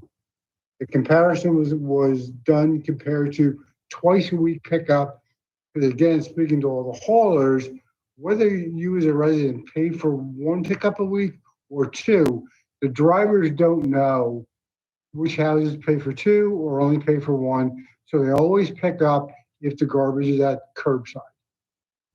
With only one responsible bidder responding, and it was a very good bid package prepared by Gata. Did some research into why we only got one bid. The general feedback was the haulers don't feel comfortable. They have the manpower to take on the town by themselves. The final piece to this, if we accept the one and only bid we got, the state has the option to reject our awarded bid. They can then go and solicit haulers to provide other pricing. I don't feel that's a good position for us or the hauler, and I would recommend that when the workforce crisis is, for lack of a better term, behind us, that's when we should entertain putting this back out to bid. Okay. Back out to bid. Okay. So it's not common practice to just have one bid? No, ma'am, it's not. Okay. So what's the next step? We'll just wait it out until, like you said, until it's hopefully behind us? Honestly, ma'am, I don't see what other option we have. So we have to track the workforce very closely and stay in constant contact with our haulers. And when they feel they're in a position to do this, we'll bring it to council for a decision on whether or not to go out to bid again. Mr. Tova, do you think that I know you sent the bid out early. Do you think additional time would help No. toward the end of 2022? We could put it on our docket for like October or? Yeah, we could certainly look at it then, but as far as the timing to respond to the bid, it was more than adequate. Okay, that's what I thought too. But you have more experience. That's why I was asking. Yeah, they were given beyond the statutorily required amount of time. Okay. No, yeah, it's understandable. It's just, I can't, that's the way it is. Yeah. Yeah, there are factors that are not only out of our control, but out of the hauler's control as well. Yeah. What you averaged per household annually, I'm sorry, is that once or twice a week? I'm just trying to compare it to what I pay. That is twice a week. Twice a week, okay. Yes. Okay, thank you. You're welcome. Okay, so any other questions on that resolution? So I just go for a roll call on it, right, Sue? Yes.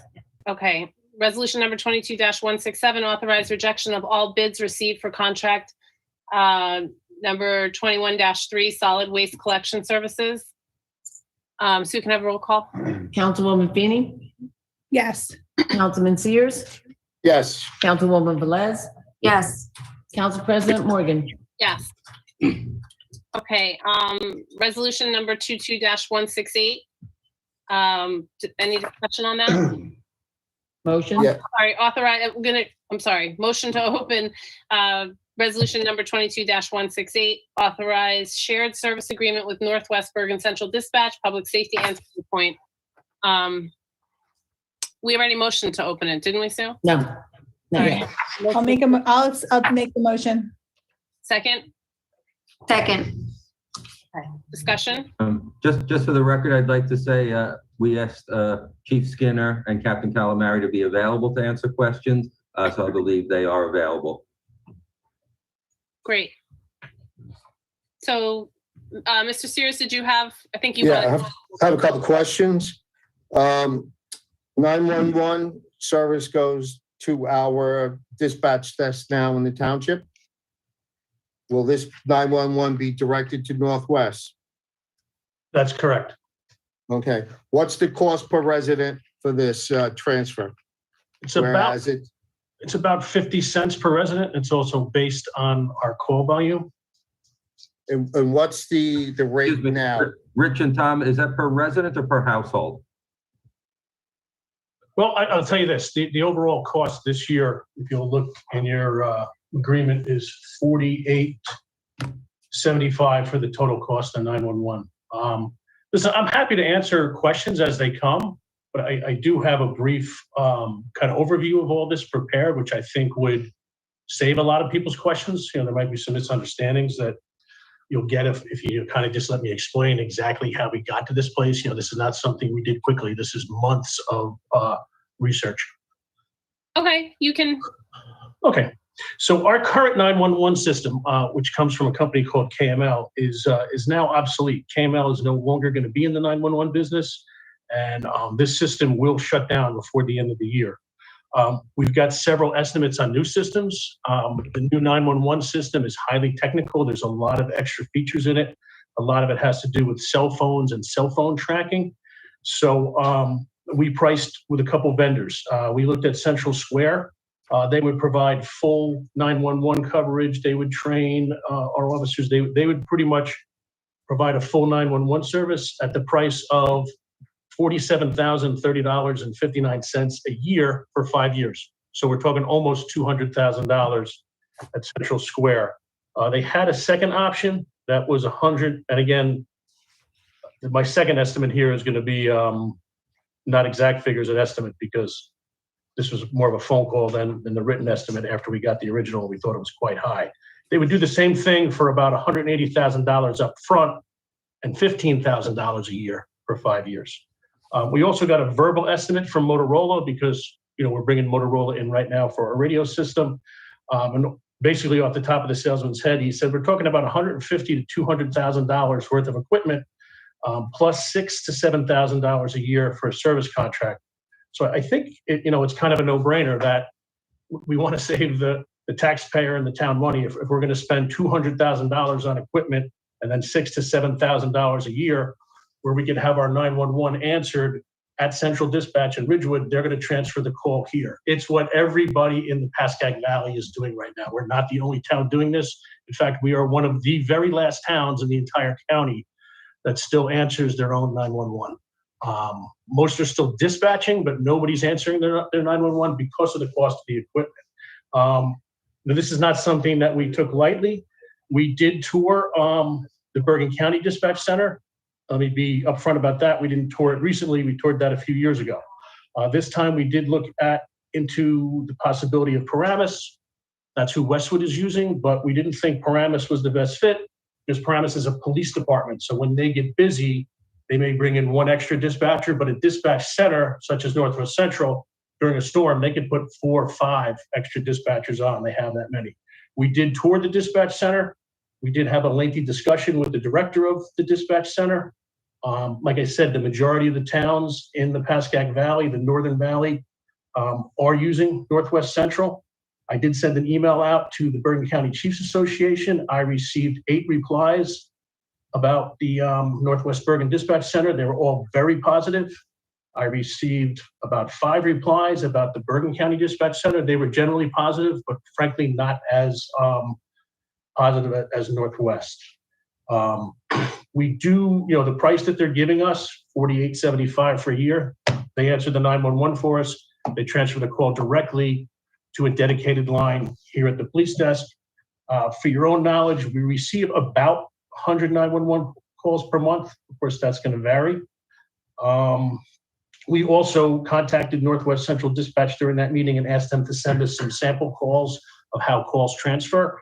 We did listen to about 10 of their 911 transfers, and we were certainly satisfied with that. I think it's a very reasonable offer. I think it's a common sense offer. I actually wish that Councilman Cascio was here tonight because this is a shared service agreement. And I know that's something that he's big on. This is going to save the taxpayers, $150,000 to $200,000 really. And I don't think we give up anything in service based on the fact that we did screen those calls. So that hopefully that answers most of the questions, but we're happy to answer anything else that you might have. Thank you, Chief Skinner. Mr. Morgan, can I add one thing to that? Absolutely. Chief, what kind of We do also backup get- systems do they have if this fails? Sorry, Mr. Sears, Mr. Tova was asking a question first. I'm so sorry. I didn't hear him. That's okay. We just wanted to clarify that we did also get pricing from the Bergen County Communication Center, and that was more than double the quote we got from Northwest. So, we clearly have done our homework on this, and this is our best option. Thank you. Councilman Sears, what was your question? 2. Number 1, I'm not a fan of Bergen County Dispatch Center, as you know. I've been through that for years. That's why we're not going there, Tom. And I've toured their facilities. I also understand how their telecommunications work, so I'm not a fan of them. What is Northwest's backup if there's a failure? Hey, Northwest backup is by state law is the same as everybody else's backup. You back up to another PSAP. So, for example, right now our 911 system, if it were to fail, would have backed up to Westwood. However, Westwood got out of the 911 and they're now at Paramus. So right now our backup is Paramus. Oddly enough, Northwest Central's backup, they have 2 backups from my best understanding is Paramus and Bergen County. They back up to both.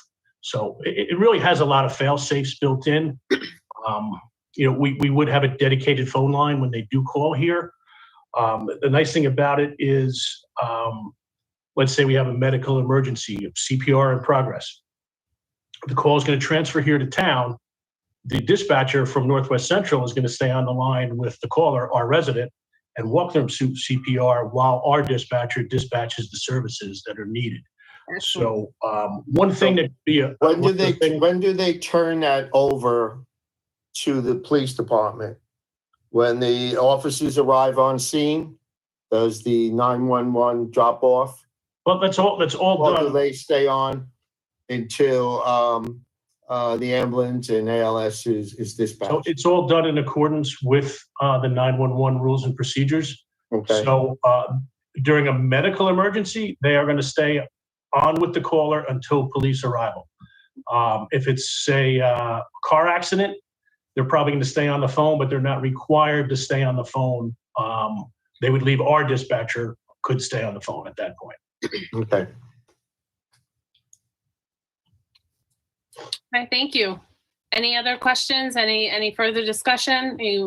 I have a question / comment. I'm just looking at the numbers you presented, 180, 150 to 200,000, and we're getting this for under 5,000. It's a big difference. So I'm wondering, why there's such a huge difference. Like, what are we missing if we're only paying 5,000? Well, we would have to buy 48. We'd have to buy equipment. No, Yeah. it's 48. It's 4,875, Tom, not 48. Yeah, I'm sorry, right. Under 5,000. So yeah, they're going to give us the service for under 5,000 because they already possess the equipment. They already have the enhanced 911 system. We would have to buy a brand new enhanced 911 system because our old system is going by the way of the dodo this year. It's done. Okay. So those numbers are for the equipment, which we wouldn't have to worry. We just the service. Right. Okay. Understood. And also, Daisy, just keep in mind the fact that they service different towns in different ways. So I couldn't give you an exact accounting of everybody, but in other words, they provide full dispatch service for some towns. For us, they're providing just the 911 service. Emerson, for example, Emerson had some issues with fire dispatch. So Northwest Central not only answers their 911, but they dispatch their fire calls. Emerson still dispatches its own police calls in-house. So I think it's just the volume of service that they provide to multiple towns is how they're able to offer this. And frankly, there is a little competition between the county and Northwest Central right now. So they're both offering some attractive pricing, which, by the agreement is pretty much good for 5 years. And I can even address the increase issues if you got questions on that. And then I had one more question. On page 2, when it talks about the translation services, yes, says they're going to charge per call. Is there, what does that look like? Just more for knowledge, Let me just read it again, and I'll. Yeah, Chief, a reminder, we're already paying for that service now. Translation services and. Okay, so I'll say this. I can get a little clarification on that, but I don't want an issue like that to bog the floor down. We get about 100 911 calls. I honestly can't remember the last time that we needed translation on the 911 call, but we do have a service, as Bob said, we contract with the AT&T language line, but we really don't receive many 911s where English is a second language. So whatever that fee would be, I think it would be very nominal. Yeah, that was kind of my follow-up question. How many calls non-English speaking calls do we currently get? I mean, I'm not looking for an exact number, but if you're telling me it's on, on the lower end, then. It's definitely on the lower end. Yeah. Okay. Skinner, just one question. In your opinion, with your relationship with this, moving to this 911 service, if we have any issues, you have a relationship with them, so you would be able to go over and have a discussion, I'm assuming. Yeah, that's affirmative. So, one of the things that police chiefs like better about Northwest as opposed to the county, and let me say the county, I understand that Tom doesn't like county dispatch or county services. They had a lot of problems when they first started. I think county dispatch has gotten a lot better. They've made some vast improvements. The only consistent complaint that I got from chiefs that still go there, they felt the service was much better, but that when there was a problem with a specific employee, it was hard to address because I guess of union issues or the way that the county was set up.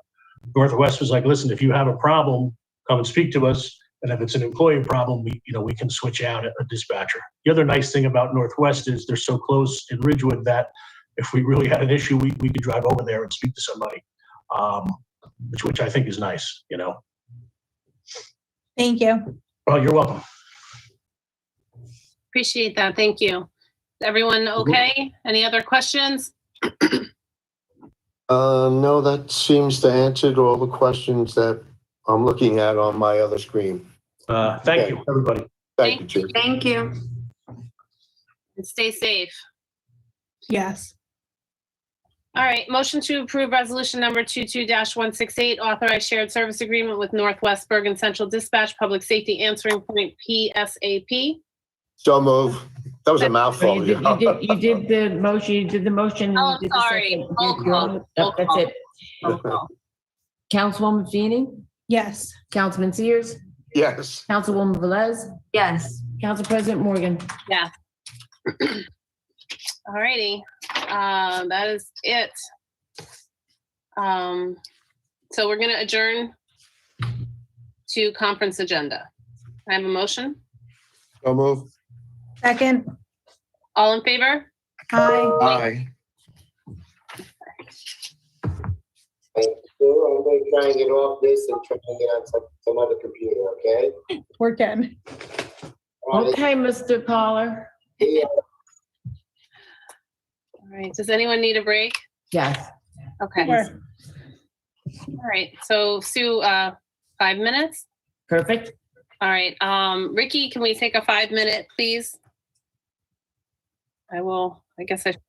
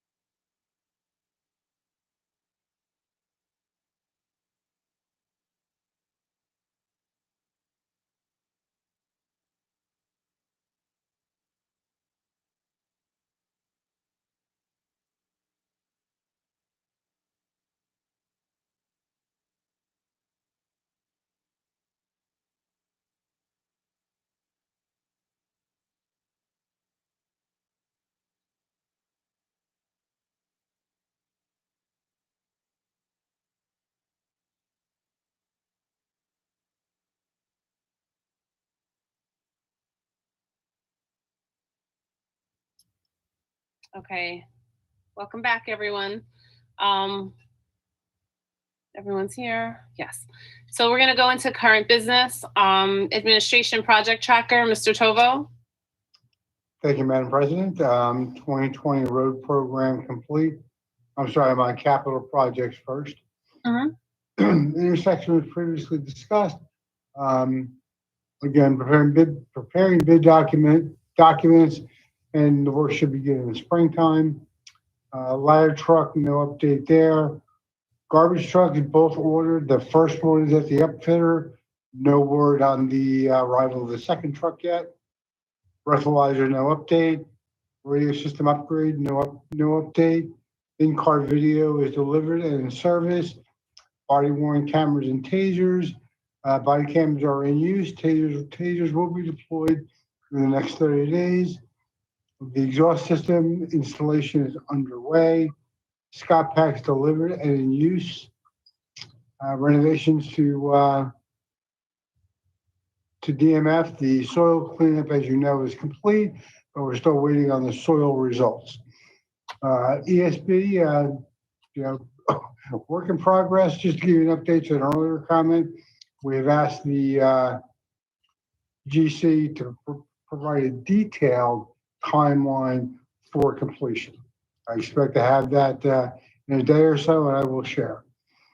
Library renovations, anything library related, just please keep in mind with our director at maternity leave, there really hasn't been much movement on these items, and I don't expect there to be until she returns. Police evidence room is complete. Stormwater mapping is underway. It's a lengthy process, so you'll likely to see that for a while.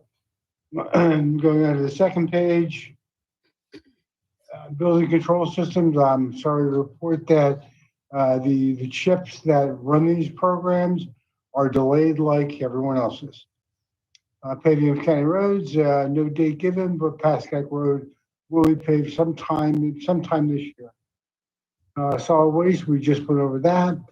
And Ms. Morgan, I apologize. I added the Lake Association to this, but it didn't save, and the status there is the matter is still under review.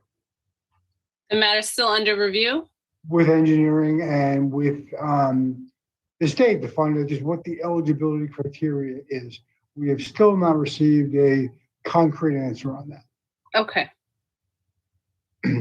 We're following up though, right? Yes, we are every day. Okay. Okay, thank you. Thank you. Okay, so ordinances and legislation, numbering of buildings, Tom and Pete.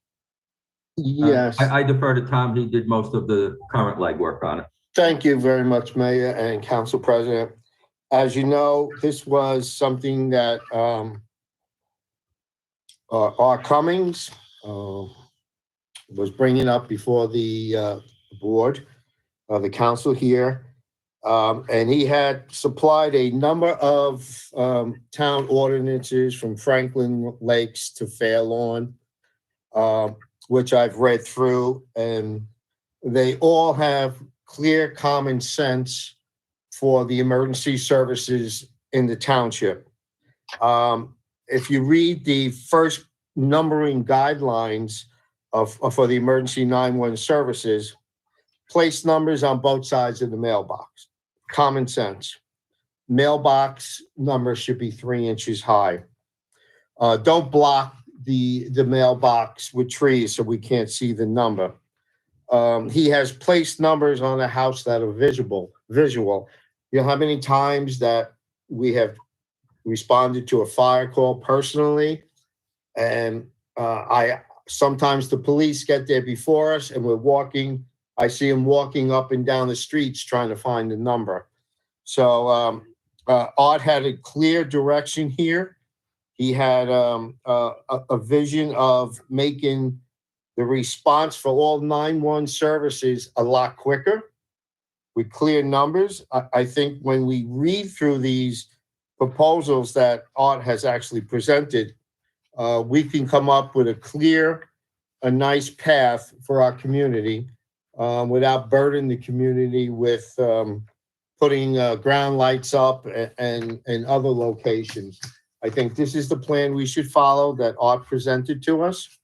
And I would make that suggestion that we go forward with the mailbox house numbering 911 services that Art Cummings presented. He had a vision of making all our clear services getting to the point of the emergency response as soon as possible. I think that we are on a good point. If anybody else has a comment here, I read through this. It's clear, it's simple. He made a point to several towns. I'll be more than happy to sit down with the mayor, anybody from the zoning or the planning board to put this in play. Thank you, Council President. Thank you. Okay. This next one is yours also, Tom. Sorry. Tom, I just want to say, I know that we had started this last year, but with Yes. there was a lot of other stuff going on. So I'm glad we're going to be moving this forward. So Thank you. I know both of you guys wanted to do this, and no, I I'm glad. don't sleep at night, so it was pretty easy for me to read through this and present it to the board to discuss. And Now, the next item. Wait, I'm sorry, Tom. sorry. Peter. yeah, I was just going to say, if the council would please keep in mind in my opening remarks, if we could back into that date to do the approval of the ordinance. Yeah, I think that would be very fitting. In honor of Mr. Cumming. Yes. Mhm. Yes, absolutely. I have, can I just ask a question about it?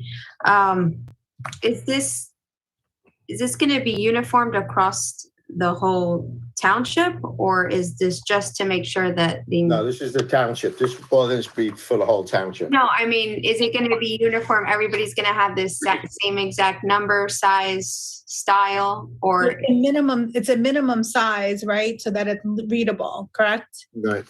So Daisy, what we discussed, I know it was last year, it's a minimum size and it's not covered by anything, and that it's also visible from the street. And there's other parameters around it. It's not that everybody's going to get like Santa size, but there's minimum size requirements that they have to put. It's not putting a large burden on the community. It's relatively clear cut and simple, you know? Yeah, And, because I've seen this, and I think it's a great idea so that our emergency services can reach their location. What I was referring to is some communities where I've seen it, they've all had the same exact style, same location, so that you know exactly where you were looking for. Well, this gives several presentations on where it could be posted. If it's on the garage or the side of the house, it has to be visual enough from the street. So, Or within the light. we know everybody's house is different. Not everybody has a mailbox at the end of the street. Some have it on right by the garage door. So it sort of gives you a clear path on, the common sense of looking, because don't forget, if you're in trouble, you want the police, the fire department to get to your house, not to stop in the middle of the street and try and count numbers to find out where you are. So it's great for the community to work I think on this. as we're putting the ordinance together, we can add what we really want. But I think one of the important things is also to make sure that it's either a lit sign, a reflective sign, or under a light, something like that, because it's very, very difficult at night to see the signs, no matter how big they are, if it's not lit up. Yeah. Yes. Okay, so any other comments or questions on that? No. Okay, so we're gonna move on. I'm Go ahead. sorry. No, go ahead. Zoning. Well, do you want Ken to do an ordinance from? Yeah, I here? was going to make a motion to have a ordinance written. You don't need a motion. Okay. So you want me to put something together utilizing these samples, is basically what you're That is correct. Yes. Okay. And then you can work on that and fine tune it and go from there. And we can have it ready for the meeting where Mr. Mayor talks about the March. I'll have a draft of something for your next meeting. Okay, that'd be great, because then you can do the first reading, the first meeting in March, and the second reading on that date at the second meeting. Okay. Can you remind me of the date? Well, let me ask you this. March 21st. So why don't we do this too? I believe. So rather than I don't, put something together that's not containing what you want. How about if each of you sends me an email of the points that you would like me to cover? All right?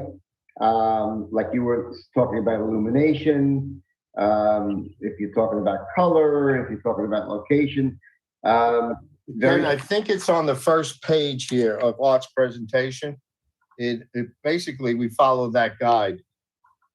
And It was in the I think it was in the Fairlawn one. It had like minimum size.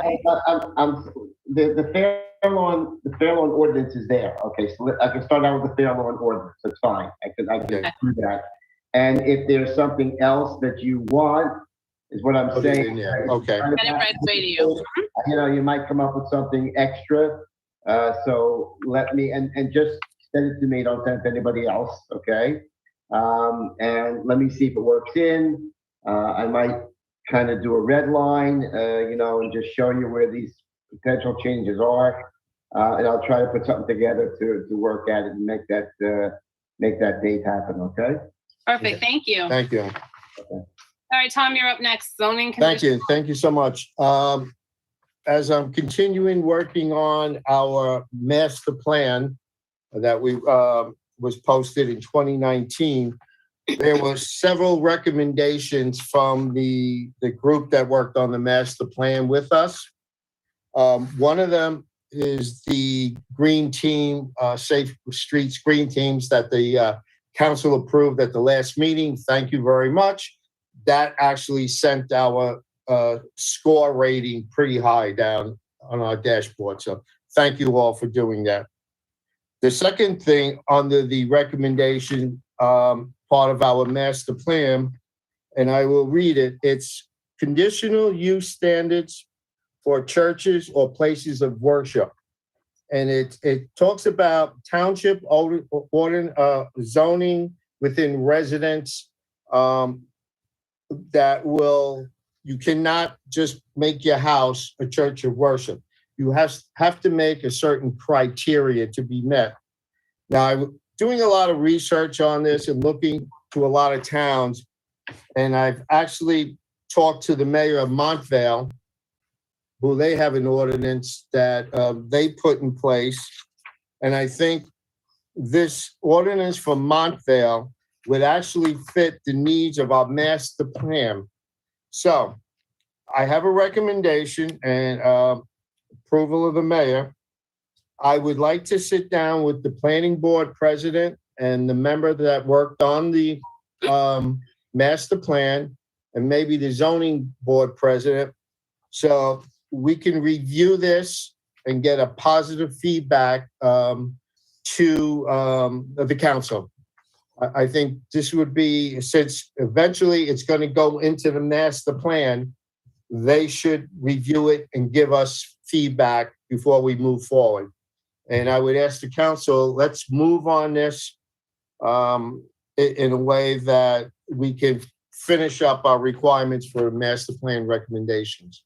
Tom, I just have one question, if it's okay. Oh, absolutely. Is there anything in here, or maybe I should direct it to Ken, if he could get back to us? I think it's a great idea. I love it. I think it's proactive. I think it also protects the residents in the residential area that we live in, and to make sure that to keep everything on the up and up, per se, which I don't know if that's the right phrase or not, but is there anything in here that could get us in trouble is my only concern.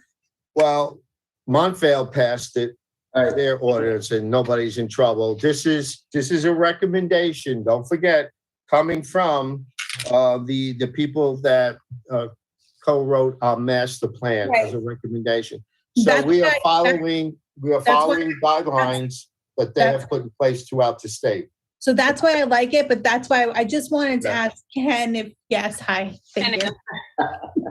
Okay, so that's good. Previously, I had contacted our planner and asked him to come up with an ordinance using the approach of the conditional use for this. You have to be aware that there's a federal statute. The acronym is RLUIPA. Yes, yes, yes. And it is a federal statute which overrides zoning. And there are tests to be made and applied when religious uses are against the zoning of a zone. So it has to be very carefully approached. Otherwise, you can't have a federal case out of it in the federal courts. I actually been involved in some. So what I'd like to do is I would like to give, I had Stan actually draft up a proposed ordinance. I'd like to send the Montvale ordinance down to him and kind of let him be the lead person along with this approach, because he's the one, he does handle the master plan, right? And he is our planner, and he's very, very well attuned to this. And we have to be careful. We have to be careful of not running afoul of the federal statute. So I'm okay with doing it, but I think we should involve Stan. And if that's okay with you, I'll. Stan's the man, I'm telling you. See, we're old enough to know who Stan the man is. Yep. But some of these other people aren't. That's not true. Well, I'm out. And the only thing is I do like in the Montvale ordinance, there are those things that says like no school boarding and things like that I think should stay in. So yeah, well, fine. I'll give both things to Stan. Okay. Let him go over it. And again, it'll be a process, you know. It doesn't mean the first draft of it is going to be the be all and the end all, and then it'll go to the planning board for it to look at as well, you know, because they have to comment on it.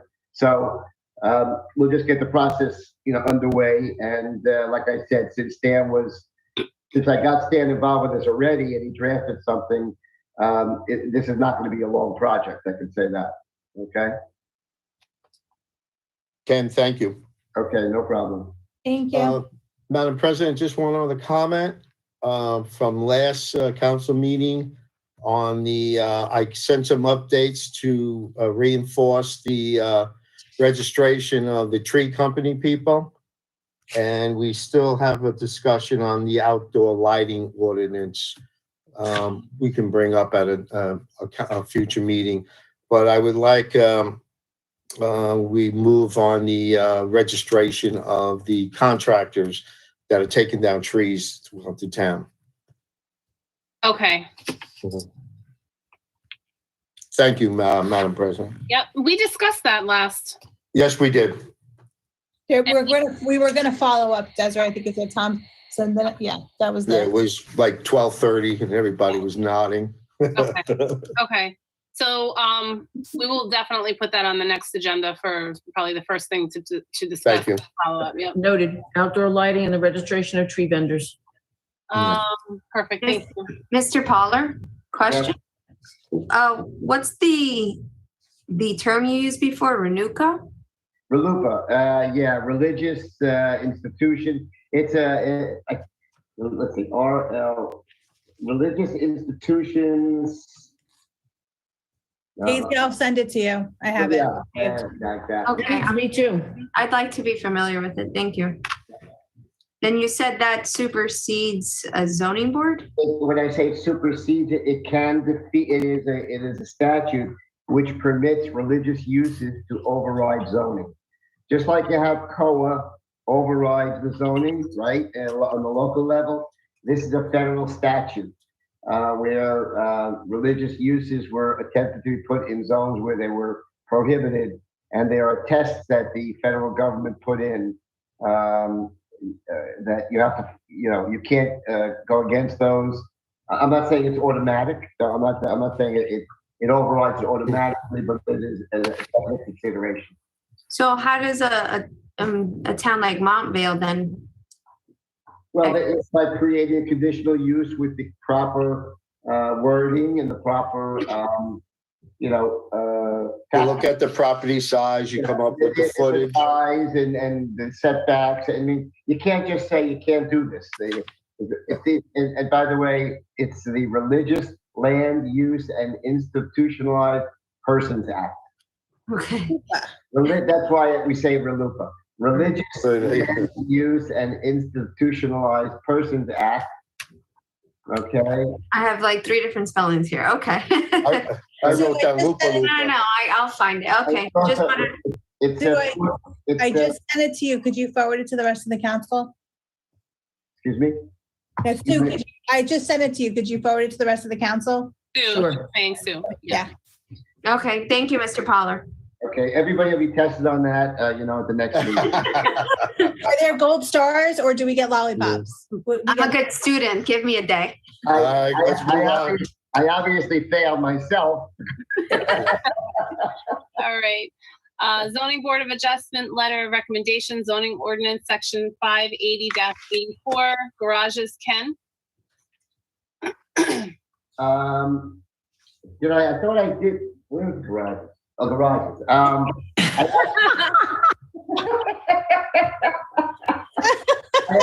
That's pretty good. I actually thought I did that. No. No, Do we need to push it? Sue, I didn't finish. I actually drafted something, but then I got in touch with Paul Avelina for him to give me anything else that he wanted. It was basically a simple, how many feet, that kind of a thing, but he had said there was something else that he wanted to talk about. So what I'll do is I'll check in with him and I'll have an ordinance for you, a draft at the next meeting. How's that? Yay. Okay, so Sue, it'll go back on. Yep. Okay. Okay. Next, we're gonna go to appointment of 2 alternate members for the zoning. Sue, could you attach the original and the amended when you send that out? The original garage ordinance and the new one. Yeah, we usually do that. Yeah. Okay, just thank you. Sorry. Sorry, Desiree. That's okay. Appointment of 2 alternate members to the Zoning Board of Adjustment, unexpired terms. This is alternates, right? This is alternates, yep. So I would like to make a motion to nominate Stephen Tekarian. I'll second. Do we want to I guess, Sue, do we all in favor? Do we roll call? Roll call. Okay, roll call. Do we want to discuss? Everybody saw the resumes in the packet, I'm assuming. Yeah, I saw the resume. Do we need to discuss? Any questions? Any discussion? Sue, roll call. All right, Council Pasio is out. Councilwoman Feeney? Yes. Councilman Sears? Yes. Councilwoman Velez? Yes. Council President Morgan? Yes. All And right, so he would be alternate number 1. It's term expiring 12/31/22. 12/31/22. Okay. And then I will recommend Rusty Perino. I'll second your nomination.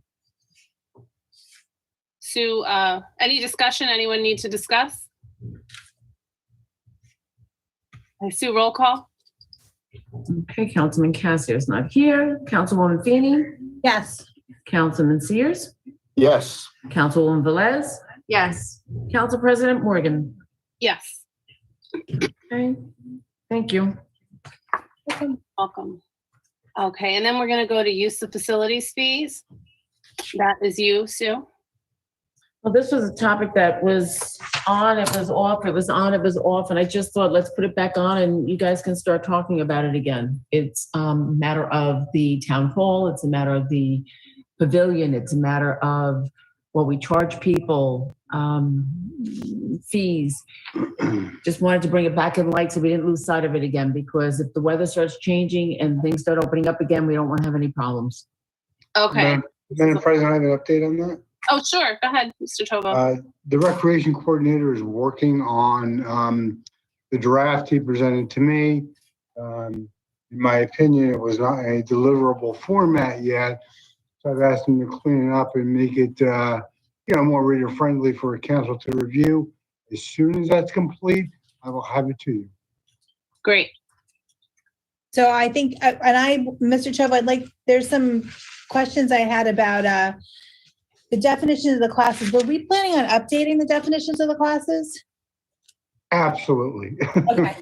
That was my question, sorry. Will there be a $25 out-of-town charge fee?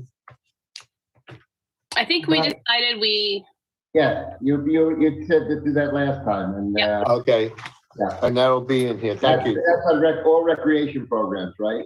right. Yes. I'll be And doing that will be in part of the fee, this use of facilities fee, or this is the rec fee you're talking about?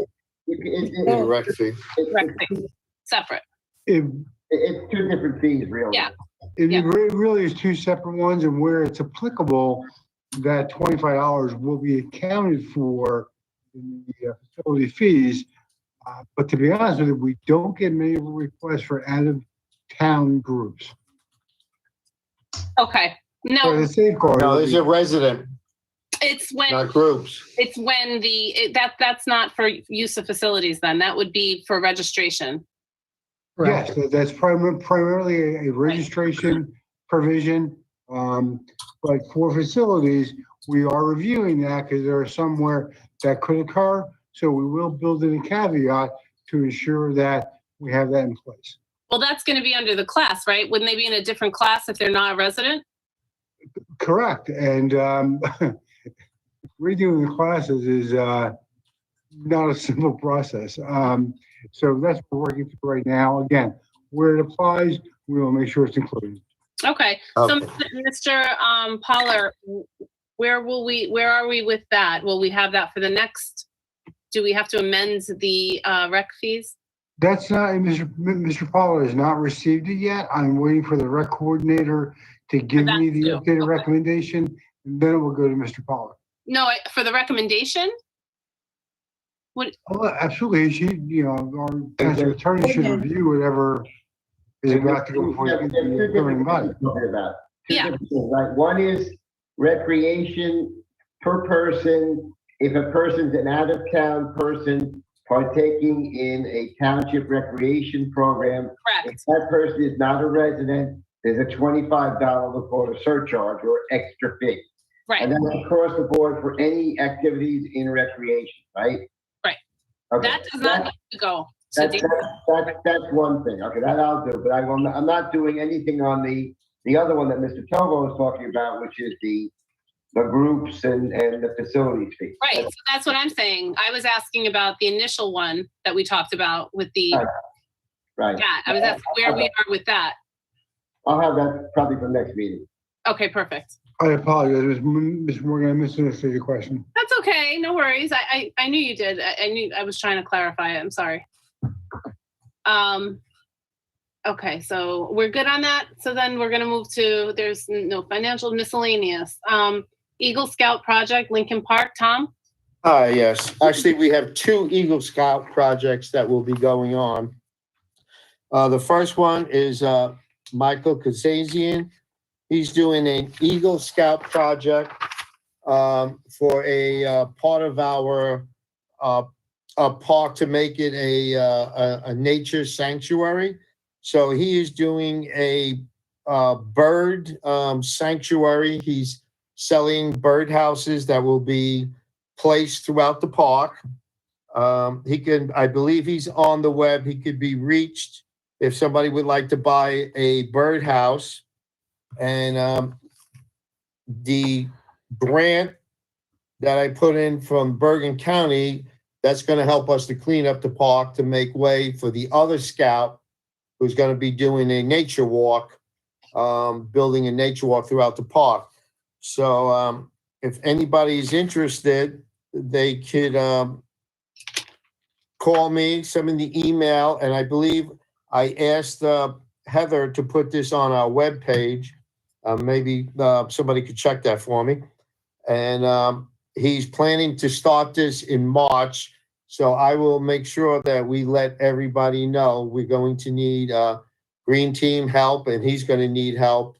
We're going to be mounting about 50 different types of birdhouses throughout Lincoln Park. And that's our beginning of making it a nature park. So and the other scout will be doing a walking path, basically around the park. Once we fully get going, you'll have a nice, clean nature park that's up there. I want to thank the mayor and Mr. Tovo for lending a hand and taking the dangerous trees down.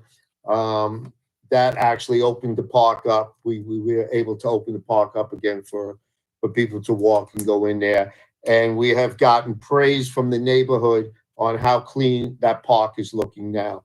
So Mr. we're going to Spears? keep it that way and continue going forward and moving to another park as we go out throughout the year. Thank you, Council President. Thank you. Go ahead, Vice President Jeannie. I was wondering, that's for the nature park, which is behind where I live, correct? Yeah. I was wondering if we could add to his project or do something in conjunction with the project about naming some of it for former Councilman Cummings. Yeah, that's on our radar to do. Okay. Yeah. He was my right hand in doing that stuff. So we have some things planned for my buddy Art. Okay, good. Thank I'd like to help with that too, because Emma and I go Absolutely. walking there. Frequently we go down to the stream that's down there. So please. I appreciate this. It's very nice. What is the projected date? Did you say March? March, we're going to probably start, he's got to complete his project by the end of March. So actually, I just got a call. All the birdhouses are sold out. So we would still need people to come up and help, but that doesn't mean we're not going to get more birdhouses up there because we're only doing one side of the park. We still have the north side to do. Okay. So, I volunteer to help. okay. I'll help. All too. righty. I know a little 8-year-old who will help also, especially with burnout. Yeah, I think it'll be nice. Okay. Thank you, Mr. Sears. Social media and township information, and that's mine. Okay, so as I mentioned earlier when I was giving my update, I went to the NJLM conference, and I just want to make it clear to all of our residents, it's very easy to get confused with the social media influx of pages that are trying to be informational. They're well-intentioned, but I just want to caution everybody. Just because a page may have the same name as our town, it is not an official website. It is not an official page. So sometimes there could be misleading information, well-intentioned, but misleading information that's not always accurate. A lot of it is opinion-based. Just across the board on Facebook, social media can be a very dangerous place. So it's very easy to be confused. I want to stress the importance of getting the accurate information from our official Facebook page, Township's official. By our, I mean our township official Facebook page. That's where you're going to get all of the most accurate, up-to-date information that will not be handed down and watered down or whatever the case may be. So I think also it's important to note that as elected officials, one of the things that was really stressed at this conference was that we are really held to the Oprah guidelines, and we are bound by the rules set forth by the DLGS, and we are not allowed to comment on these, unofficial Facebook pages or Instagrams or whatever they are. And unfortunately, sometimes that comes across as either a silent admission to what's being said if we don't say something, if we don't respond. But the reason we don't respond is because as elected officials, we're not allowed to. Everything we do has to be Oprah, have the ability to be Oprah'd, is what I've learned. And Mr. Pollard, you can correct me if I'm wrong, but I was told that, if I were to respond to a random Facebook post that's directed toward Council President Morgan, it would have to also be copied and pasted to the township page so that it could then be Oprah. So just so everyone is clear, we will not be responding ever to a Facebook post, regardless if we're being asked a question. We are accessible, every one of us. This council, the council that comes after us, the one that comes after them, we are all accessible. Our cell phones are posted on our webpage. Our emails are posted on our webpage. So please always go to our webpage. You can click a link there for our Facebook page where the most up-to-date information is. And any questions you have can be asked through that venue. So I'm going to ask you, yes, there are a lot of confusing other Facebook pages, Instagram pages, posts out there. None of them are official. So please be very mindful when you are reading stuff. It's really for entertainment purposes only and not necessarily factual. President, I just have one thing to add to your comments are very well thought out and put out there. And I think that everything you said is spot on. And the residents should be aware that we are bound by those rules. They should also know that there's a resident service request form on the township webpage, the actual official township webpage. It's been out there since 2010, and it does get routed to the appropriate party based on your selections on that form, and that the administration is notified.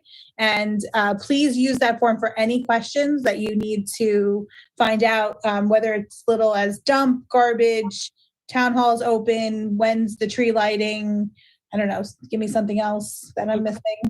Anything. Any questions you have, so. And I believe you can direct it to the mayor also there, and it'll, it'll get routed correctly. So, but yeah, thank you for your words, because they are 100% accurate. Yes, thank you.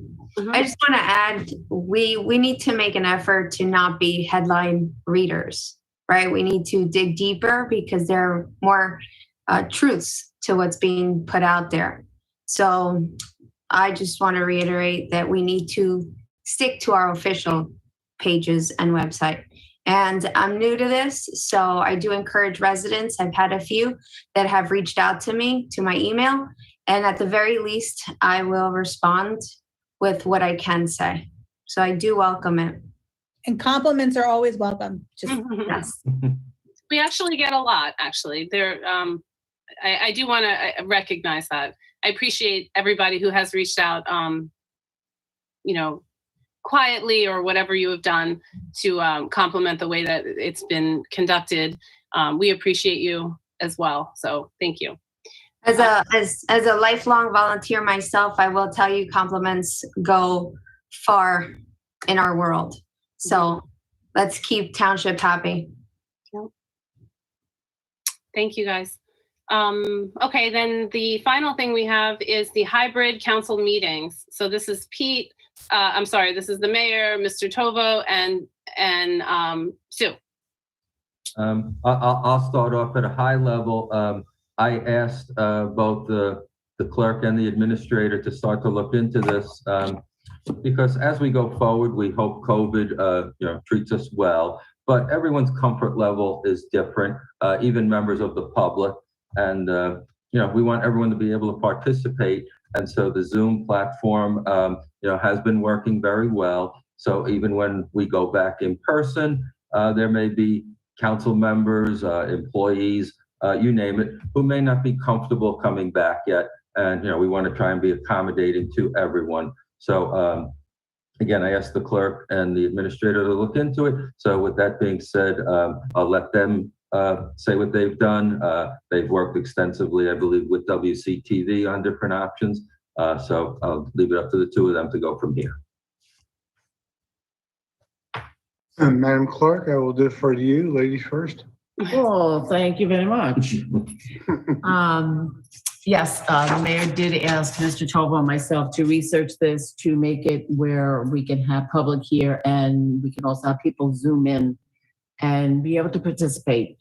So I had reached out to WTC-TV, and the volunteer time that they gave is always precious and very educational. They came, we talked, we discussed, we kind of like strategized on location, what we wanted to do, dug up some old pieces of equipment, and plug them in to just see if it would work. And it looks like it will work. However, we do need to purchase a laptop in order to pull it all together, because the one that WCTV does use currently is upstairs and is needed to be upstairs in order to do what WCTV does best, live stream our meetings and that. So I have reached out to 2 different vendors, getting some quotes on pricing, but more so the availability to see how long it will get to us because of, any kind of supply chain demands. So I'm not quite there to make a full report on that yet. I'm hoping before the end of the week I will. So my thought process is, as long as it's all right with the mayor and the administrator, would it be perfect to have on 2/22 when we're back in session? Yes, it would be great. Will it happen? I'm not sure. It just depends on supply and demand and setting up the laptop. If it can be done, I will make sure it happens. If not, I would suggest, targeting March 7th. So it's within the next month. It's just supply and demand. That's what I have to report at this point. Okay, thank you. Mr. Tovo, did you have any follow-up? Yeah, just simply that our IT personnel are involved with this, and along with the clerk, I'm looking at other sources to find this equipment as quickly as we can. So we're very diligent in trying to get this set up on or before March 7th. Okay, great. Whose puppy is that? For once, not me. I would will just add that we will do some trial runs of this prior Absolutely. to going live. Yes. Yeah, and I would just like to ask the council members, I assume it's something you are in favor of doing, because it is your meeting. We did all the research on it. Well, let me say, I came up with the idea. The clerk and the administrator did a lot of research, but I wanted to get it on the agenda to make sure you agree with the concept, because if not, we won't take it any further, obviously. No, I believe there were a couple of residents, one in particular, who really stressed the importance of having that as an option. So I'm for that. And you know what, it also benefits the council that if we have a program or maps to be shown, you can actually show them on the big screen now.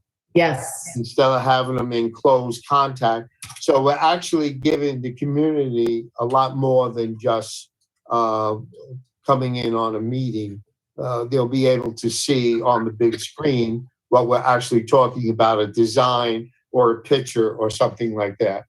So thinking out of the box here, we have a multiple of opportunities that we can use that for.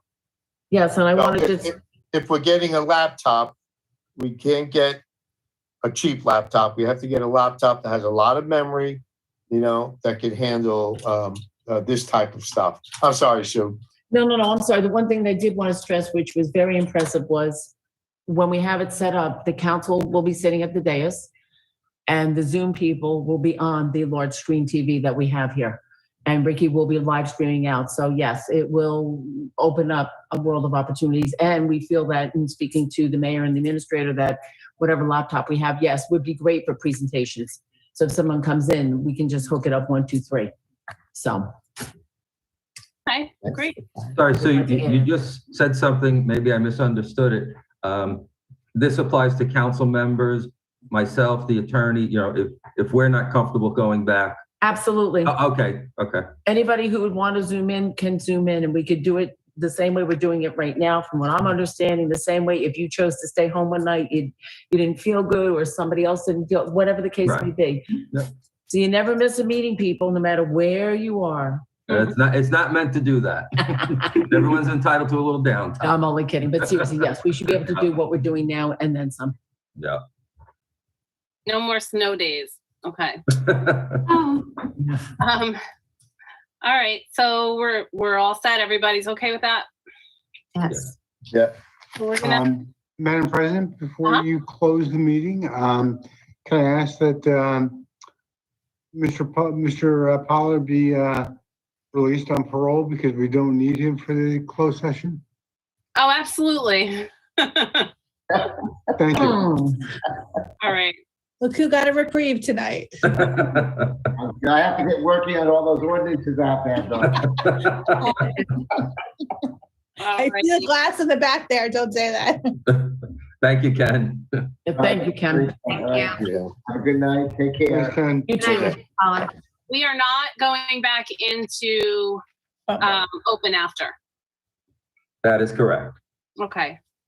So I just wanted to make that known. Okay, so motion to enter into closed session. So moved. Above. Second. All in favor? Bye. Bye. Okay. Okay. See you in a minute. Okay, see you on the other side.